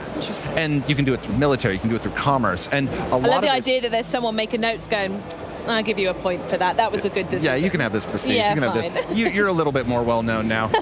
one of my favorite things about the prestige system is you can pivot over time. Okay. In the first act with Nefertiti, maybe I'll work really hard on spreading my religion, but then maybe in the middle eras, in the early medieval ages or something, I'll rush iron and rush into swordsmen and rush into knights and try to do some conquering. And then as I get into the third act, maybe I'll start producing masterpieces. Oh, okay. But you can do all of these things, and then you end up in this stack with the other societies. You can see. You can constantly see where you're stacking. Absolutely. Interesting. And you can understand how you're earning prestige and where it's coming from and how you maybe could be doing better. One of the other innovations. Forgettable. Very sad. Oh my! If Very I ever find myself there, I think I would cry. Well, you wouldn't have to cry for long because at the end. I can boot up a new go and start again. Always, but also at the end of every act, the forgettable nations are actually culled from the game. It is a unique feature in Aura that allows the game to sort of consolidate the world, make the super. So when you get to the third act in an 8-player game, for example, you'll have 4 players, the superpowers. They'll all be what's left, and everything else will have been kind of forgotten to history. In Act 2, we'll lose 2 nations, and then all of a sudden there will be a rush on all of their incredible findings, all the ruins of their nations, all the stuff that was left behind, and people will be in that kind of age of exploration. Wow. Okay, I love that. So what I want to do now is a little birdie told me that you've actually prepped what an end version is it? Yes. Is it Act 3 we're jumping to? Is it Act 2? Where are we going to be checking out now? All right, so we're going to go into a Act 3 save that was done where I was playing as Joan of Arc, Fun. Jeanne d'Arc. Nice. Who plays as one of the rulers of France in the game. In the game, they can have multiple rulers of different nations. So, with launch, we're launching with Otto von Bismarck to rule Germany, of course, because we're here at Gamescom. But if you buy the deluxe or premium edition, you get the leader pack that includes Hildegard von Bingen, who plays completely differently. She's a very famous nun from the ancient German times, and she brings a totally different play style than Otto. Oh, okay, interesting. I've got one other thing to show you, and then we'll jump right to that, I promise. Okay, right. Ooh. So, we've met a tribe. This is, an event. Nice. Yeah, so in tribes, when you meet these tribes, you find them out in the wild, and they are these small nations. They're named after whatever the region is. So they're sort of inspired by real tribes, but there aren't any actual real individual tribes. They're just made up for that. And then inspired by real life, actual events in history. So in this case, there was a founding myth, and they attributed it to 2 different things, and they actually had this fight about what was their founding myth. So we've took narrative inspiration about that and created this one, where now they're asking you, should you do the Beastborn Prince myth for their society? What do you want to record in the annals of your great society? Wow, okay. Or the foreign prince myth? Or do you want to say, no, it wasn't either of those. Actually, it was a giant bird, and you're both wrong, and now you get more religion spread, but then you deteriorate the relationship. Here, this costs stone for you to be able to build out the prince myth and create the statues necessary. In this one, you need timber to be able to do the things in the woods to kind of show off what the myth would be. And in both cases, you get prestige, but it's about what you have to spend. Yeah. So what would you like to do? Do you like the Beast Prince myth, the Born Prince myth, or do you want to bring your own? I'm writing my own book here. You're doing it. Tell him to go away. It's fine. I can see it has a detrimental relationship That's effect, okay. but it's fine. This is my world, and they're living in it. It is now the Book of Charlieism is written. And Yes. we have that. And unfortunately, that'll mean these tribal warriors might be mad at us. These guys might be a little bit bitter. Is their current diplomatic status? That's fine. It'll We'll be deal fine. with them later. It's all good. Right. We don't have to deal with them Take because me to the future. We're going to go to another game. So this is in a bit of a war-torn world. It's in the information age, but some things have fallen behind a little bit because of the amount of war, and now it's kind of settled into sort of a firm Cold War state. But you'll see different prestige for the different rulers, and you'll also see a mix of different layers of industrial, of modern, as well as... I cannot wait for this. So you can see right here, there's a farm that's a little bit different, and we'll zoom out. Whoa! So different. Look at that. And that is the city of Paris. You can see the old city walls that were built up in medieval times are still there because you wouldn't see those knocked down in real life. You can see different buildings and improvements. If I zoom out further, you see the world's been much more explored. And Absolutely. you can kind of start to see it from, that airplane view if you were flying over it. Over here, we have one of our great triumphs. Triumphs take up an entire region and build housing around them. This is the amphitheater of El Jem in Tunisia. It is this incredible coliseum that was built by the Romans in the ancient times that provides a lot of different benefits to your society. It's glowing as well. Oh yeah, our triumphs, we always throw a little bit of a sheen on them, a little bit of that's magic. Gorgeous. And then if we move around, you can see there's some horse track there providing some value. The way, how close you can get down with a camera, I'm in absolute awe. Oh my goodness me. This would be what a wheat farm would look like in this area. Video progress bar 2 hours Also have different appearance as well. This is a stone pit that's currently producing iron. Nice. So this is sort of an industrial mine, Of and course, you can see the yeah. industrial diggers there. And then you can always go into your nested tooltips and say, okay, iron, what do I use iron for? Oh, I know, I use it to craft telescopes or steel. What do I use steel for? I need steel for a lot of things. I'm going to be using that steel to make a toilet. Metal pots, indoor toiletry, different things that I can use as amenities that I can use to craft other buildings. For example, I need these machine parts to be able to make a large particle collider. Or I would need these machine parts if I wanted to craft the SRS 8000, which is one of the world's largest excavators that was ever built. I want one of them, please. Yeah, you know, just one of those. God, there's just no point where you're not informed of the decisions you're making, and you can really take time with it because you know as soon as you're done. Yeah, absolutely. And you can delete the bits and pieces along the way and make it good. Yeah, and you can see the borders here with the German state where we had originally had some wars. You can see the city of RJ still has some military units in there. It also has some interesting things. There's a triumph here. I think we have the Statue of Liberty. We have a lighthouse there leading our ships into shore. There's just a lot going on everywhere you look. There you can really zoom in and is. see. And now, it looks complex because it is. This is a core game for core gamers, for strategy gamers. It's a love letter to them. But we've tried to create a lot of things like those nested tooltips and, of course, the Encarta, we brought it back, that show you all of the different ways to play, all the different supplies in the game, the people you can find, everything else. So. Oh, that's so good. And it feels like a juxtaposition to say it, looking at the screen we're looking at here, but this demo only shows a small fraction of the game, right? We have barely touched upon Are there any other elements that you want to very briefly talk about now before everyone dives in? I'll just show you this little airplane. Yeah, okay. There it is. As the world continues, as it grows, there are all those details. You remember those wolves we saw in the ancient era? Now it's replaced by ATVs and airplanes and hot air balloons. The natural evolution of a wolf to an airplane. Yeah, that's how they grew, I think. And and then dinosaurs came after that, right? It was wolf, airplane, and then tyrannids. And tyrannids, yes. I love those whittle tyrannids. Oh, amazing. Matt, I can't thank you enough. This game is firmly on my download queue. I cannot wait to check it out, and I love that you've come here to talk to me about it. Have you had a nice time? I've had an incredible time talking with you. I love talking with people who love this genre, and I've had so much of an opportunity to do that at Gamescom. I'm going to continue to do it all through the weekend. I'm going to be in the booth and talking to all the fans and the players, and I can't wait for it to come out on September 24th. You can pre-order it now. You can wishlist it. It's day one in PC Game Pass, of course. Amazing. Another check. Good job. Thank you, Matt. Wonderful. Well, thanks so much once again. You can get your hands, just as he said, on September 24th on PC Game Pass. But we're nearly ready to wrap things up. I'm going to show you one more trailer from the show. It's a sequel of epic side-scrolling proportions. This is Tales of Iron 2.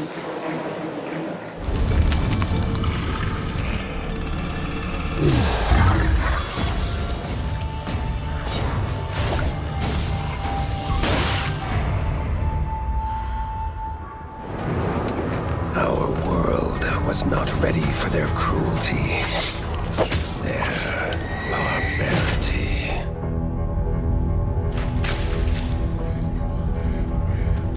An ancient evil from a forgotten time, a forgotten place. The winged devils.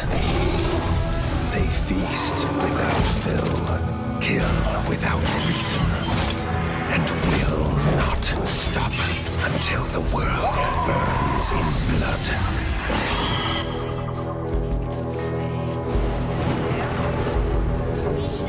Fight fire with fire, they say, but one rat can brave the blaze.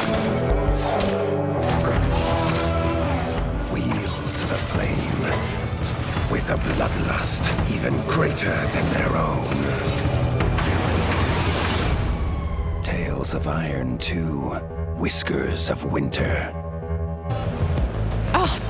Just so many great interviews on this stage the last 3 days. We've just had a blast, haven't we? It's been so good, Bex. And remember, with Xbox Game Pass and Game Pass for PC, you can get new games on day one like Call of Duty Black Ops 6 on October 25th, play some of the biggest games of the year, and unlock partner benefits from Riot Games and EA Play. If you are not already a Game Pass member, join now and get your first month of PC Game Pass for $1 or €1. This offer is not going to last long, though, so you need to act now. So until next time, thank you so much for watching und auf Wiedersehen! Auf Wiedersehen!